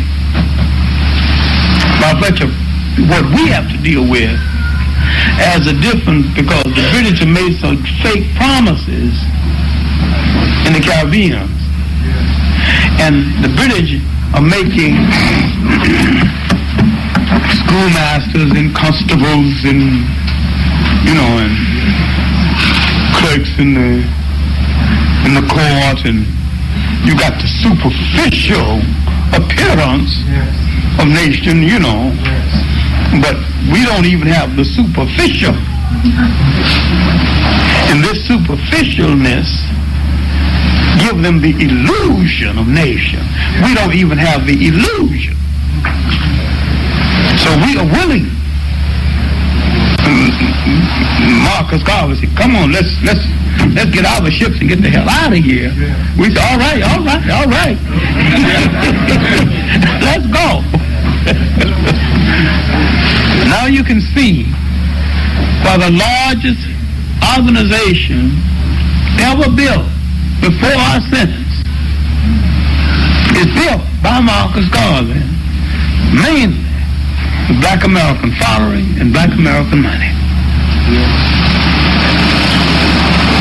In that the whole concept that he found Black Americans with a wishbone and gave them a backbone is a lie. He found them with a condition created by the bigotry and the racism of white America that made them reach out like a drowning man at anything that looked like a rope. And neither the Caribbeans or the Africans have understood the kind of condition that white America put us in that made us appreciate a Marcus Garvey over and above that of the Africans and the Caribbeans. And most people who write about Marcus Garvey hadn't seen that. And particularly because ain't of it that as meaning all America, all Black America betrayed and wanted Marcus Garvey out. Most Black Americans with any understanding of Marcus Garvey was for Marcus Garvey. And still are.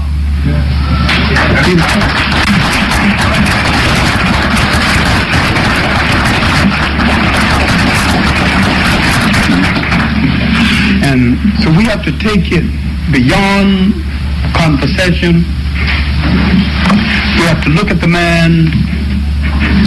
We have to look at that convention of 1920, one of the largest, probably the largest convention of black people ever held anywhere at any time. 30,000 people in old Madison Square Garden, and in turning away 30,000. Power that frightened the government of the United States. And when you go through the files of the FBI, he was the most watched human being by the government of the United States ever. In the files of the United States government, after they censor and take out and cross out those who informed on him, do you know what's left? The government files that are left. You know, if you purchase the files under the Freedom of Information, you know, it's $1,400. The pages that are left, and they crossed out probably 2/3 of them.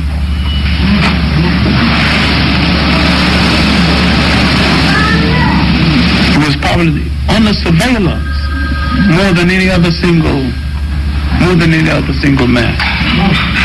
Now, after this convention, he was probably under more trouble, in more trouble. I think the steamship line was built too hurriedly, and because he did not examine the ships, most of the ships were poorly bought, and was not examined for seaworthiness. And they gutted ships mostly had probably been used by bootleggers for running rum back and forth in the Caribbean islands. And he couldn't do that today. I mean, now all ships you had to be certified for seaworthiness. And in that day you could have had a ship certified for $50, and because Garvey didn't want to be bothered with the white people certifying anything for him, he just bought them, you know, and he just bought them and paid the money, and you know. But now a ship have to be certified, and the electronics have to be certified, and whether you like white people or not, a person who with the skills to do that have to do it, whether he's white or not, and whether you like it or not. That's the way it's done. Or you don't get the ship. And the person that certifies the ship is responsible if something goes wrong. So therefore, if something goes wrong with the electronics, the person that's certified can be sued or lose their job. Well, anyway, some of the sea captains betrayed Marcus Garvey, and some of them stole money from Marcus Garvey, and several went into real estate with money stolen from Marcus Garvey. And but Marcus Garvey was an honest human being. He did not live elaborately. He lived in a very simple apartment, and he was not a big liver as a person.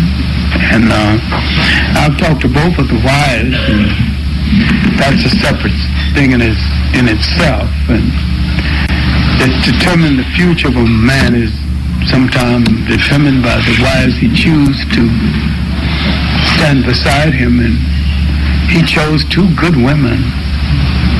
And in the final analysis, they didn't particularly like each other, because Amy Ashwood, who started out with him and helped him build the movement, chose Amy Jakes as his secretary, who he finally married Amy Jakes, and that Anglo Amy Ashwood, who wasn't too happy about losing him, and she called Amy Jakes some names which were kind of unprintable. almost any woman would when she loses a man she wants.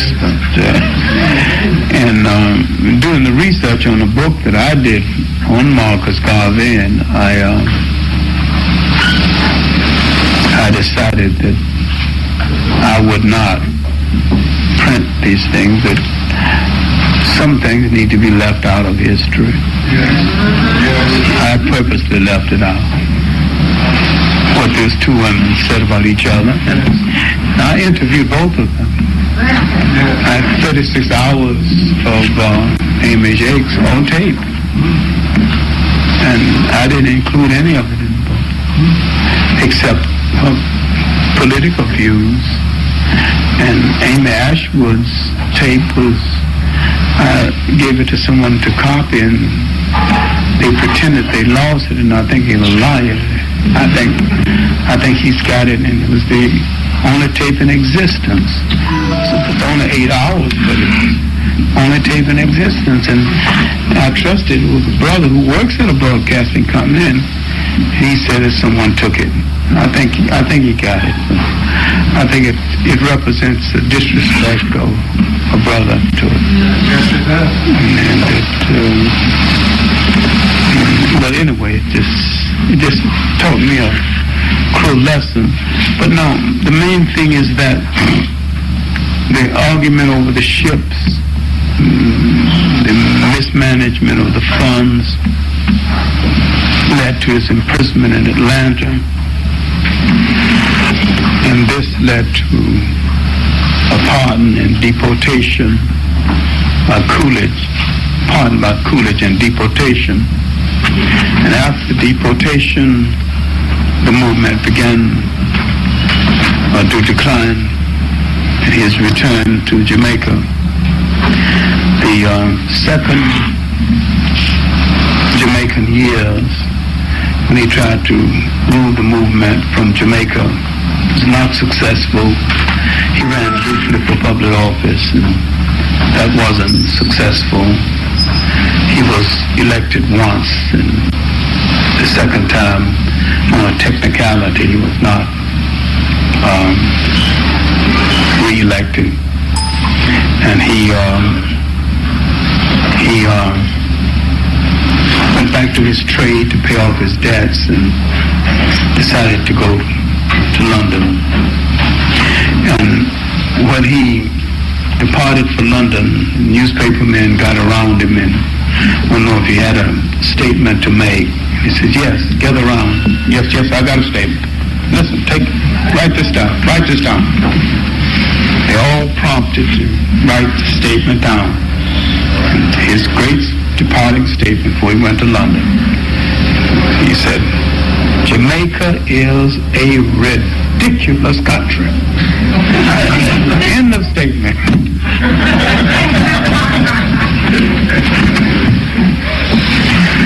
Now his years in London, the editing of the Black Man magazine, were years of sadness, years when he highly critical of the Italian-Ethiopian War, critical of Haile Selassie for leaving, years of ill health, and years of when he came to Canada when he could, and people would go to Canada and see him. He used to come maybe every other year. As a stringer reporter, I went on one of those journeys and saw him. He was angry and bitter and rather obnoxious and disappointed and somewhat offensive, accusing everybody of betraying him, and he was probably right. And I tried to understand that man who had dreamed of turning the world around and who had invested so much in the hope of a people, and now asking people people, why didn't they collect the basic monies for the subscription to the magazine, like $6 or $7 that they were supposed to collect and had not collected, and reduced to arguing about petty things. It was a sad occasion. And sometime I regretted that I had gone. But it was the first and only time I laid eyes on Marcus Garvey.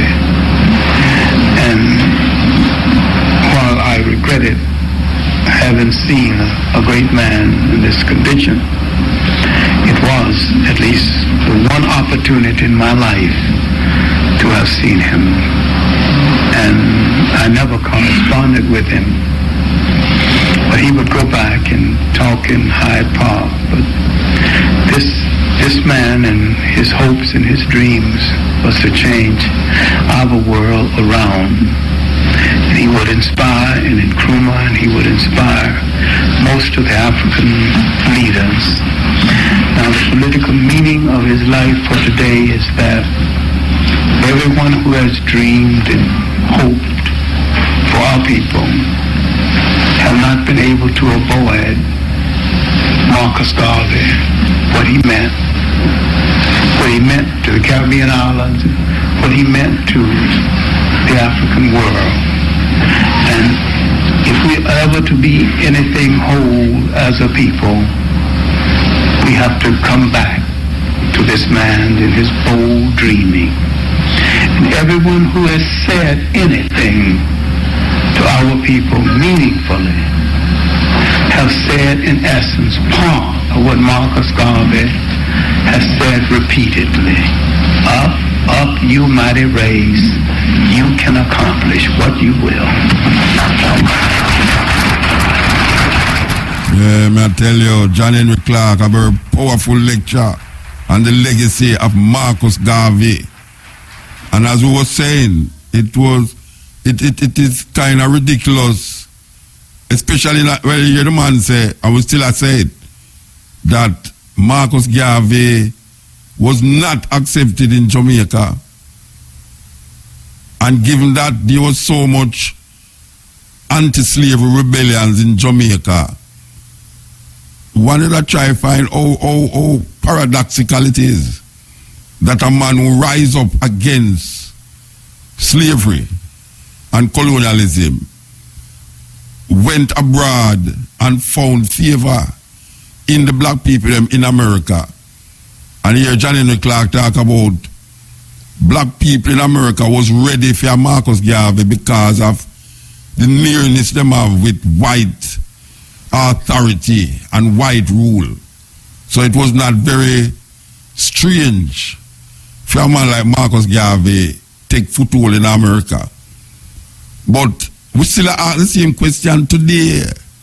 A country will give the world Marcus Garvey, Bob Marley, Rastafari, and all the others who fought against colonialism and slavery. How did we reach this situation, you know? This position where we find ourselves in, you know?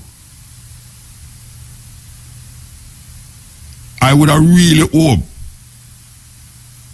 all those people who are talking about teach Marcus Garvey in a school recognize that the teachers themselves who supposed to do it don't have these information where you hear the man leg up on the thing a while ago. If you now go into the deepness of what John Henry Clark deal with us now, how would you want to teach Marcus Garvey? Marcus Garvey is not only, and he founded the UNIA, and he was born in St. Anne, and his wife named Amy Ashwood and Amy Jakes. It's a deeper thing than that. Deeper thing. And you hear the man a Lego, a whole heap of things, whole heap of information. The man give out. Even the idea for him say Africa for Africans. And him say, it's a white man. Marcus Garvey get it from South Africa when him say it's a white black nationalist. White black nationalist, Marcus Garvey get the idea from Africa for Africans. Those at home and those abroad. You hear him talk about Marcus Garvey last words when the reporters them asked him what him think about Jamaica. Marcus Garvey said Jamaica is a ridiculous place. Last words before him go and step on the plane for go to England. Jamaica or the boat or whatsoever me go on. Jamaica is a ridiculous place. Because the man spend the whole of his life. I try to wake up the African people them in this part of the world. Whole of his life. And that was from that time until now. 100 odd years we are celebrating Marcus Garvey's birthday. Now. And how far we reach.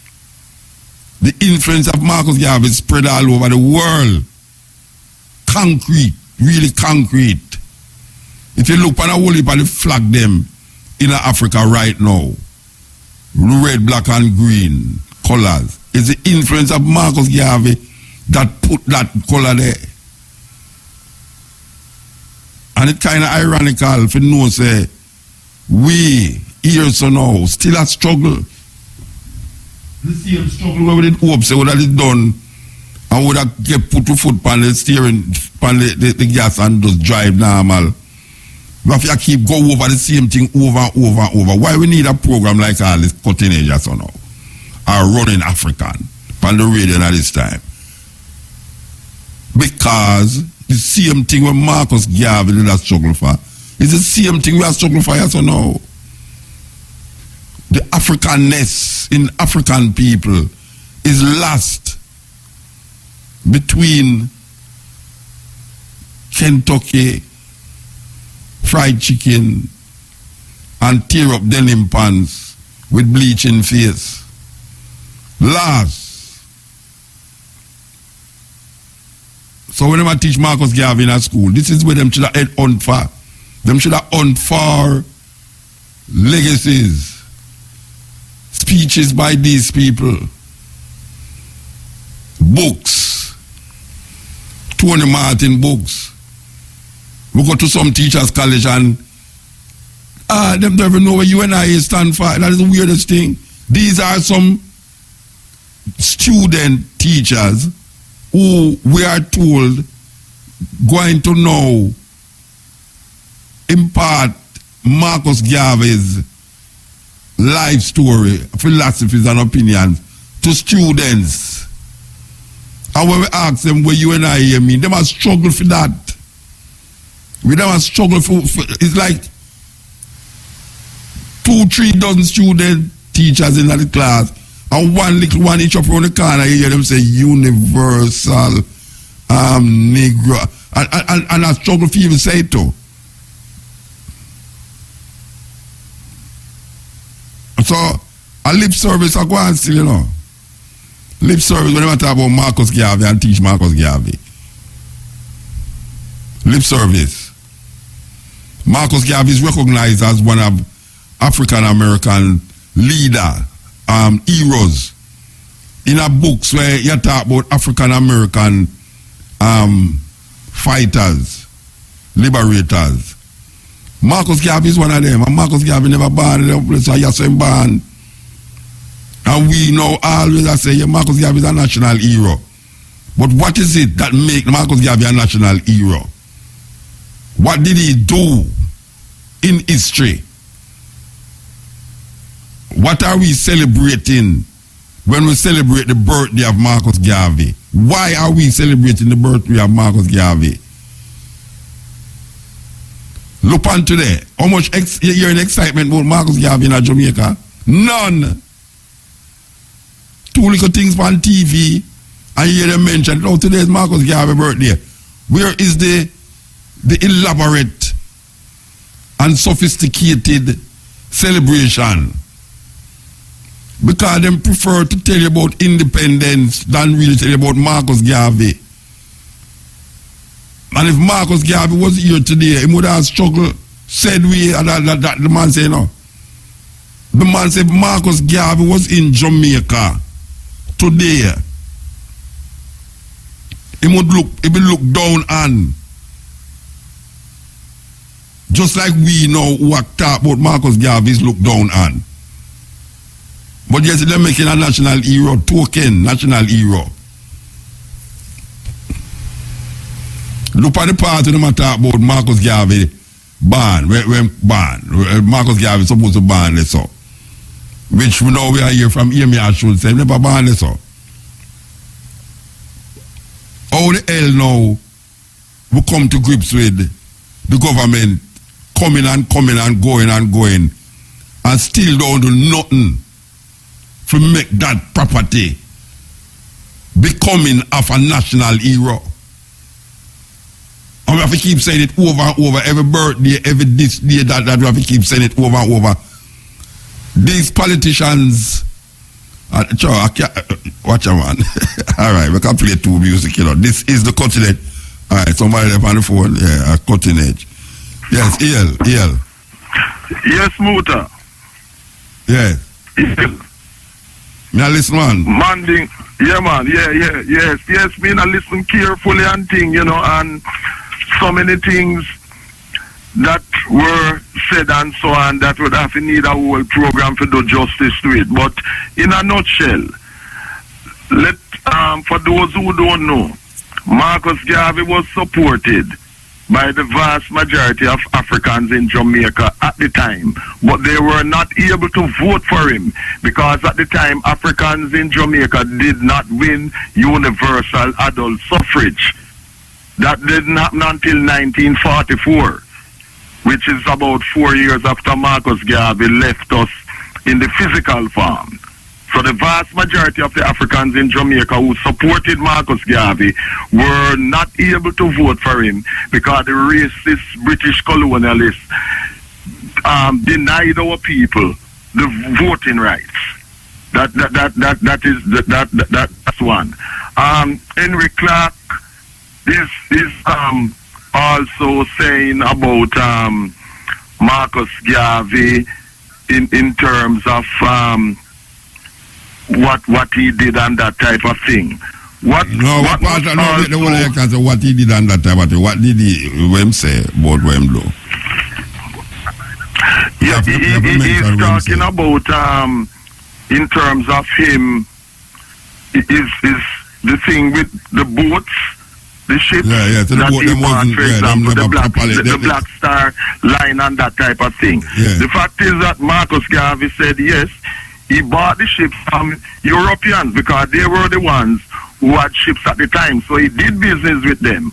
But the sabotage that took place was because of agents planted by the racists.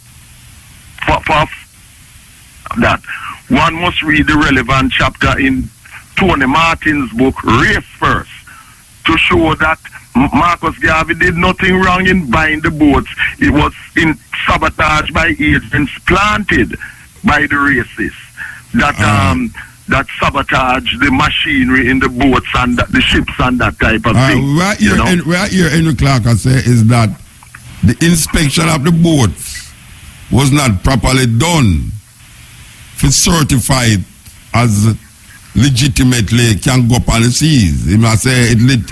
No, what happened here that is concerned is that Marcus Garvey, because one thing, he trusted the Africans who became captains of the boat to do the right thing, to examine, but did not realize that they were greedy, venal people, yes, who were not interested in doing things for the race, but just were taking bribes to sabotage the whole thing and never did a proper job. And this is in Race First, the relevant chapter in Race First, Tony Martin's book, which will be explained. You see, where that is concerned. And Marcus Garvey again, you know, earlier I was reading all of the issues of the Black Man newspaper that Marcus Garvey Jr. used to print, and me and Stucky Smith from Yorktown there, from York Street, Franklin Town, used to go with Marcus Garvey Jr. on a Saturday and sell in Jamaica in the 60s and so on. And, you know, reading over, you know, it brought back so many things, because what is happening too is that there is absolutely, what you said, Muta, is right, in that the very so-called teachers who are supposed to teach about Marcus Garvey know nothing about Marcus Garvey. And this is deliberate, because PMP and GLP governments have deliberately not allowed the teaching of Marcus Garvey. But there is always the fact that all people have to do, if they want to know about Marcus Garvey, if they want to do, is to read the philosophy and opinions of Marcus Garvey, which is Marcus Garvey's own words, the course of African philosophy, which have 22 secret lessons that he gave to the next generation of followers in Canada in the 1930s, when he left from England, going over and conducted these classes. One of the later President Generals, James, was a man who I knew and met, who obtained the highest marks in those course of African philosophy, and also Race First by Tony Martin. And for those people who like audio visual things, all they have to do is go on YouTube and type in Dr. Marcus Garvey Jr. and the Arab slave trade, where Marcus Garvey Jr., who you know, our teacher at Kingston Technical, my physics teacher to be precise, at Kingston Technical, talks not only about the role of the Arabs, the Europeans and the Jews, then in the past, but also in the present. So there's no excuse for any African, any part of the world, to say that they cannot know about Marcus Garvey. The books are here. Philosophy and Opinions of Marcus Garvey by Marcus Garvey. The Course of African Philosophy by Marcus Garvey. The Race First. The book by Tony Martin, my brethren. The poetical works of Marcus Garvey. Yeah. A lot of people don't know, for example, what happened with Marcus Garvey is that when he returned, the British colonialist racists pressured his organization and himself with constant lawsuits and sabotage tactics. They stole illegitimately Liberty Hall at 76 King Street. They also caused him to lose Edelweiss Park, which is at 67 Slight Road. It's on a pork shop now. Precisely. And I bet there's no plaque there to show. No, pork shop. UNIA and ACL. No, pork shop. Precisely. And big exactly. Sign. Right. So Marcus Garvey was pressured, and he and his organization, financially, because you know, whenever you wage in a war, you have to have a strong economy. You have to have money and things to continue. So they pressured him economically and financially, he and his organization. Yeah. And move that he made to England, and I'm telling you, I mean, whoever is listening to this, was that he made a strategic move to England when the economic and political and lawsuit racist pressures against him in Jamaica and his organization came so hard that he made a strategic move to London as a temporary move. It was a temporary move. It wasn't permanent. He never gave up on Jamaica or anywhere else in the African world, right?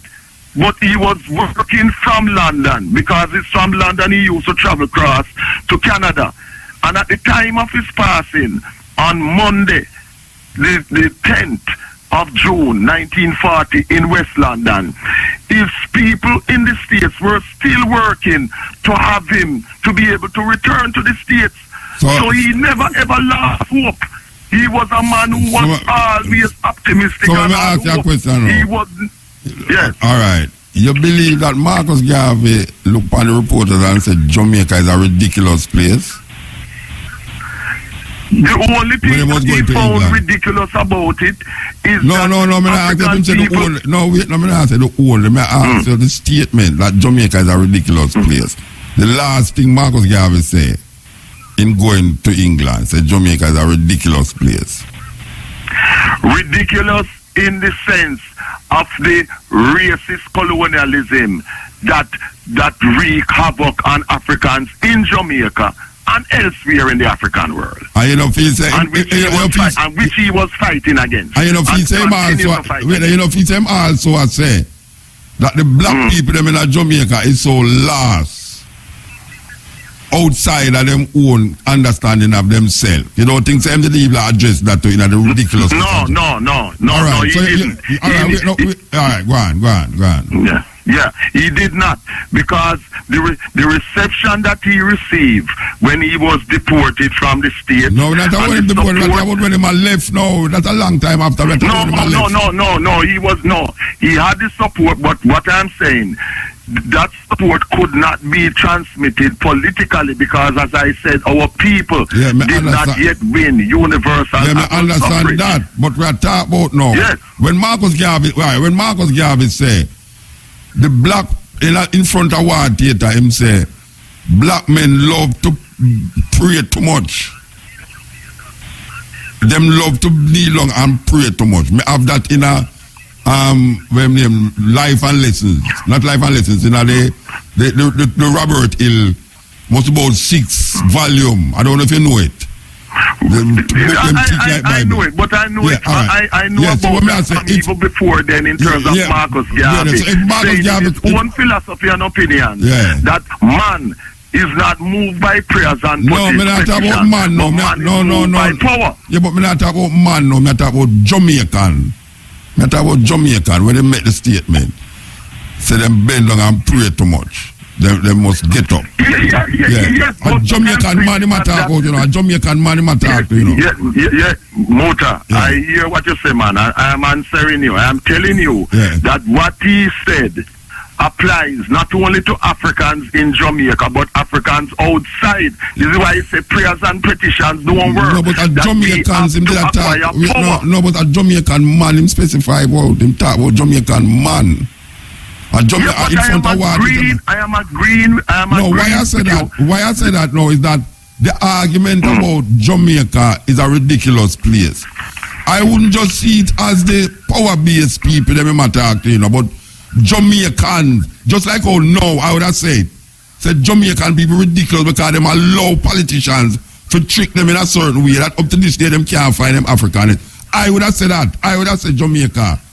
It's a ridiculous place. But that is not talking about politicians. That is why Marcus Garvey was doing the work that he was doing, and that is why you and I and others like us as Africanists are doing the work that we are doing. Yeah, but you are saying he wouldn't be related to the normal Jamaican. He would have related to the power structure.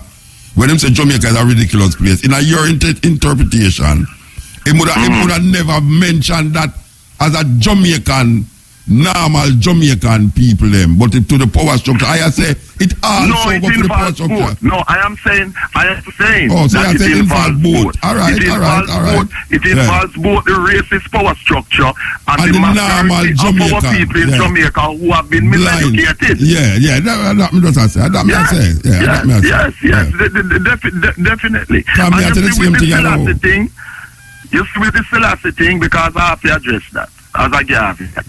Marcus Garvey denounced Salassie because he said Salassie should not have run away from Ethiopia and come to England for refuge. That's what he said. Yeah, me know. Right? Straight up. Yeah. Straight up. And you know, we don't make no bones about that as Garvey. Right? Straight up. You know what I mean? And Marcus Garvey never viewed any man or any woman as any god or goddess. So he dealt with Haile Selassie as a man like anyone else. Yeah. It's as simple as that. Yeah. You know, just tell it just like it is. Yeah, but we know that. Nobody know really. Exactly, because Marcus Garvey no big friend.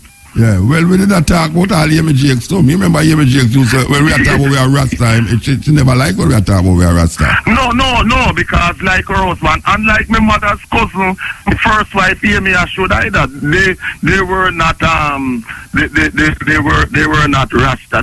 Me never said them was Rasta, you know, me say. When you talk to Yemi when you talk to Yemi Garvey, because I remember we used to talk to her up our yard, 12 Mona Road. Around Yes, Excelsior, man, as I do, me a frequent visitor there. Yes, we know that. Yes. When Carl Philpott and them one day, when we used to have like when them called student union meeting and EMJs and them thing there. When you start talking, we as youth who come up in a Rastafari, Salassie, it's like, you know why you're not about that? Yes, and that's true. Yes, that's true. That's true. That's perfectly true. And it's the same case with my cousin, the first wife, Amy Ashwood. You know what I mean? Yeah. You know. Well, me never know she. Yes, you know. You didn't know her. She died in 1969. You didn't know her? She died in 1969. Yes, my mother's cousin. Yeah, we never really know her that way there. But, no. But you know, Jamaica will reach a level, you know, where it's kind of weird that we have to go over all of them things over. One would expect say why we pass this now, so nobody need to talk about that again.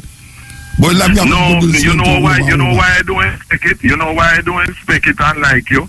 Because our racist enemies and the traitors who work for them do not want to see the fruition of African people gaining and maintain power and independence in the world.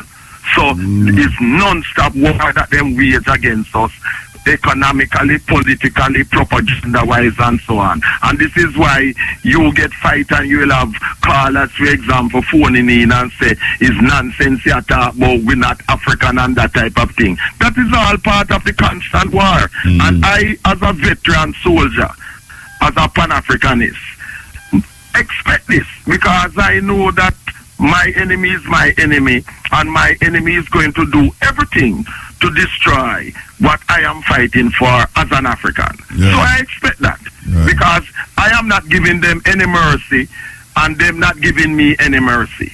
You know what I mean? And I'm so glad that I am not a Christian turning no other cheek and them type of thing. My religion is African based. My spirituality is African based, you know. But as I have said, no African anywhere in the world has any excuse to say that they don't know what to do. Terrible. When them none.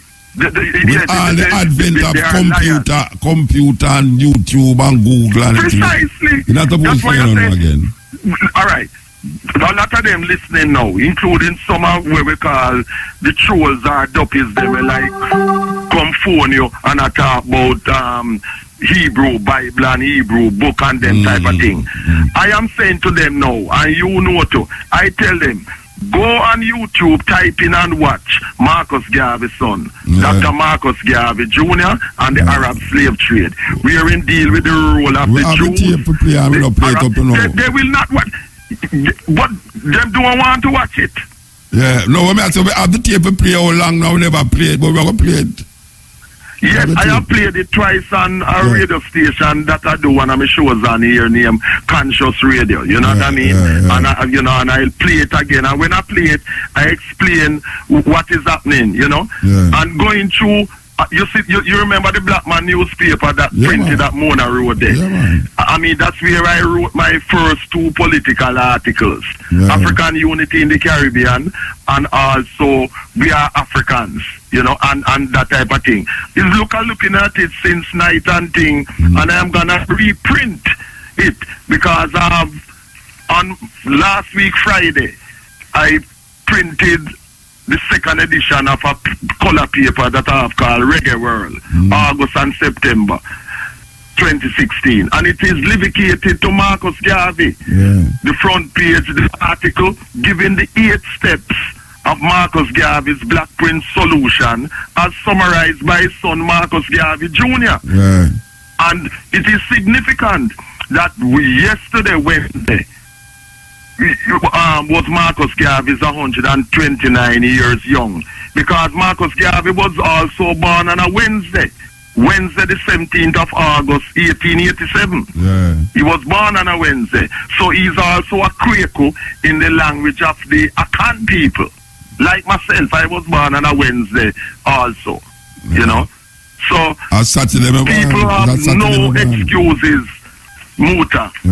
And I look forward for you playing Dr. Marcus Garvey Jr. Yeah, man, we have to play how long I'm going to play. You know why? Because Is the time you not checking out with the whole heap of advertisement? No. Exactly. It gone over nearly an hour and a half, and I look on the time with the advertisement. Them say by the time I play it and the advertisement, them because it's almost 2 hours. It's almost 2 hours. So I have to figure out the time when nobody advertisement. But try and do it, and you know, people. I am not surprised that the GLP and the PMP didn't observe Marcus Garvey's birthday yesterday. No surprise at all. Because they have never been, it's pure lip service. Pure lip service. You know? Pure lip service. Yeah, Ronnie Tweets, so-called Minister of Education, Betrayal white man before him, and all of them so-called ministers of miseducation. Lip service for Marcus Garvey is because they don't want African people in Jamaica and elsewhere to be mentally emancipated. We have to move.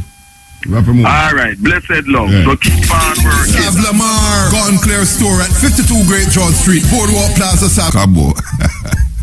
Yes, we are doing work. But you have to say also now, because very important. You know, we are looking at a situation where reggae music plays part, reggae artists them play them part to do certain things. Rastafari grow and plays parts to deal with certain things. Yet still, people, a foreigner asks me, for instance, the music. Say, them ask me, we are going to Jamaica.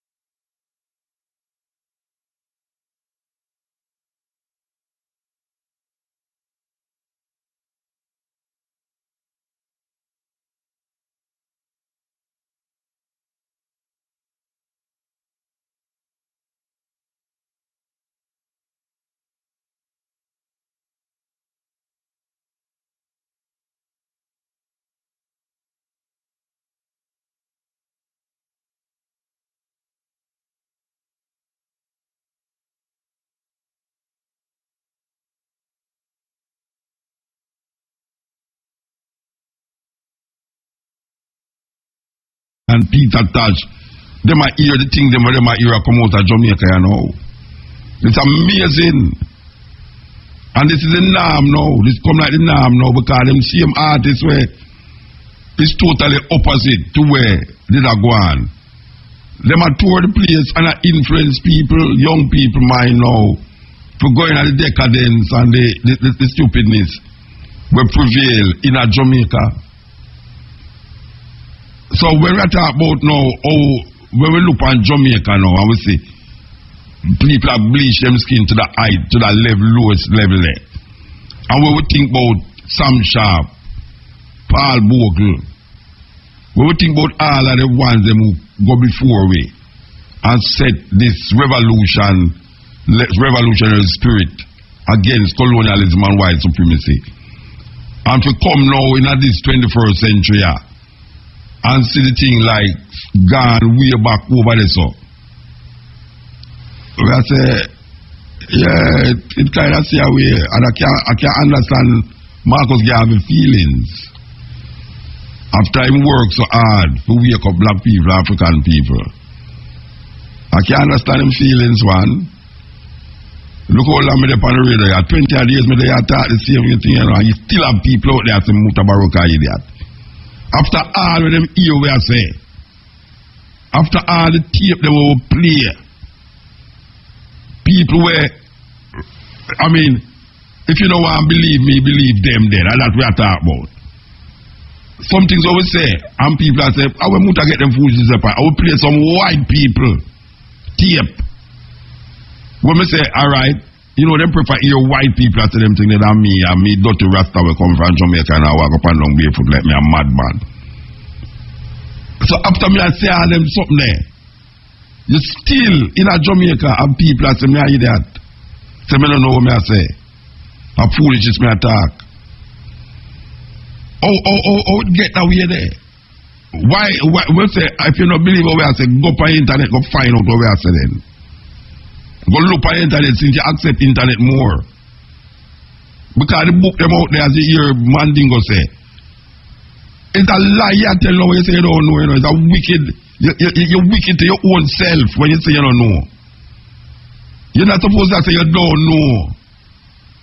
But Marcus Garvey. And Marcus Garvey we are talking about, you know. You can't say you don't know a whole heap of things, you know. We are talking about Marcus Garvey. Where Marcus Garvey stand for. In the realms of consciousness and African fundamentalism. You're not supposed to,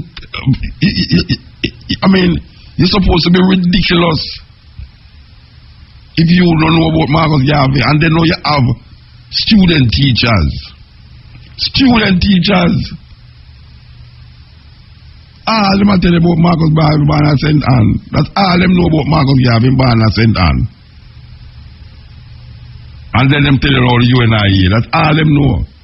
But when it comes to the nitty-gritty now, the philosophy and opinions of Marcus Garvey, African fundamentalism, you know, Africa for Africans, when you hear, them are trying to figure this way you talk about, and where you get them information from. You tell them have a tablet in front of them, a computer in front of them, and them is open that when them leave school and pass them exam for go teach, this is what them going to tell the student them. It's a terrible thing. Terrible thing. It's like the people them out there who say them are Christian and them hear me attack and them say, Muta, where you get them foolishness from? And me I say, but it's in the Bible. And them say, which part of the Bible? Rasta Bible, you read. Hey, some people stupid enough and tell me say, Rasta Bible, I read it. And we have to say that them not read it. Them not read it. Them are devout Christian and them are contradict where you are, so where you are quotes from the Bible. And you say, what kind of people them this?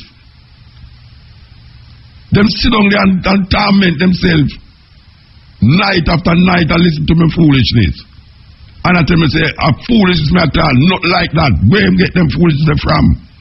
And if you go up at the seminary, them call them, if you go up at the theological place up near university there. And the same thing what me I said to them, and that them a teach the wannabe theologians. We go to school just to go get masters, to go have one little thing each up round them neck, so them a deacon and bishop and all them something there. Same thing what me I talk about on the radio, and the same thing them a teach them up there so. How me know that? Because I go up there, them invite me up there for talk. I mean, hear them a discuss them, but that is what we learn, this and that is what we learn, and this and this. I never go to a seminary. I never go to no theological college. I sit down with myself and read when I read. I investigate when I investigate. So how come everybody get lazy now? And man, I got to say, where a fool is, you don't know where I say, and they say, all right, you tell me where it's supposed to say that. And him don't know. Oh, you tell a man say a foolish thing I talk, I don't know what I talk about. You never investigate what I talk about. You have to teach about what you don't know. And you have to straight to what you don't know. Marcus Garvey did how much years? The philosophy and opinion say, my brethren, Miguel Lan reprint the philosophy and opinions of Marcus Garvey. Reprint it. A Rasta man who have a publishing house, him go and reprint the philosophy and opinions of Marcus Garvey. Because this Tony Martin, as a man from Trinidad, who used to teach in Boston, will have this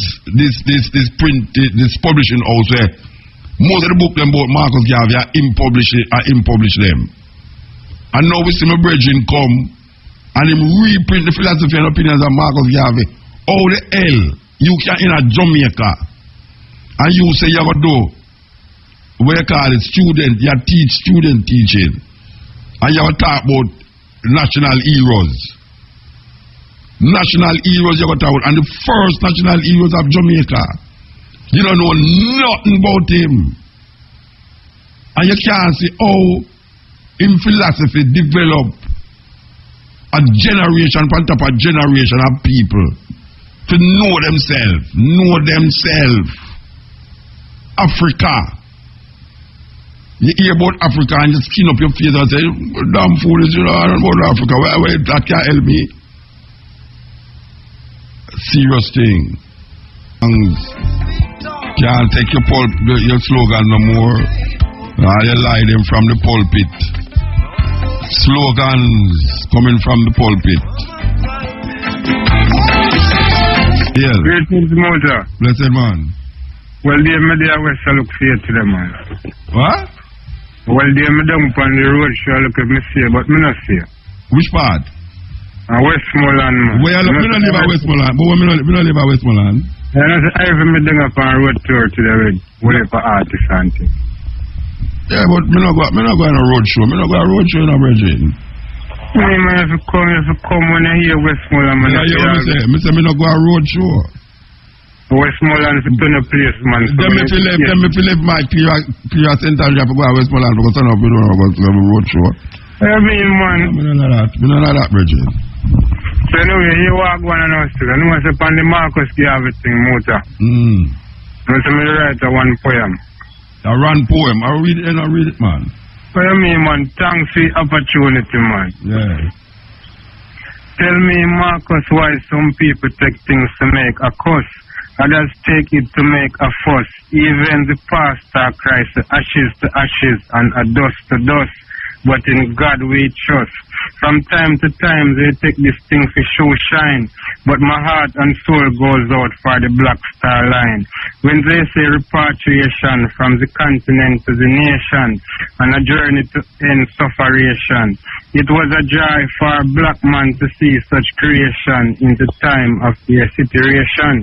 Arrives the Black Star Line, Mama Africa, Papa Africa, and glory to the child divine. Tell me, Marcus, why some people take things to make a cuss, others take it to make a fuss. Even the pastor cries ashes to ashes and a dust to dust, but in God we trust. This is black power, black power. Teach the children the truth, let it be good to their taste like their favorite fruit. Teach the children this and you will teach them greatly. Teach the children about Marcus, tell them he was for us. Teach the children about the Black Star Line, it will make them feel so fine. Teach them this and you will teach them greatly. Teach about the mystery of Africa. Teach about the history of Africa. Teach them this and you would have taught them greatly. A nice poem, Bridget. A good poem. Thanks, boss. And thanks for the opportunity. Yeah, man, give thanks. Yeah, a good poem. Like, believe you me, as you talk about poem, man. If you did not wait for me to call out the winner of the poetry thing, we decided we're going to do it tomorrow because we get some fraudulent thing. Some people that write some poem for some picnic. And I thought about the picnic them write it. After we do some investigation and realize about it.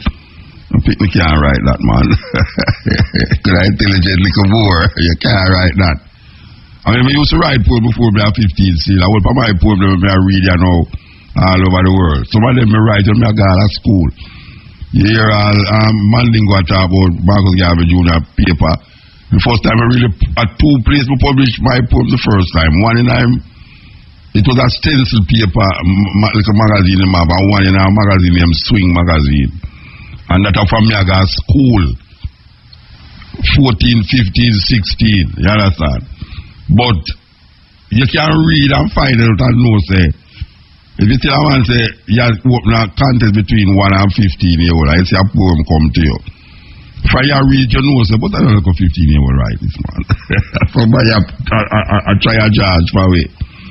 So, we are sift through and I figure it out. You understand? And then tomorrow we'll come to you and tell you who win.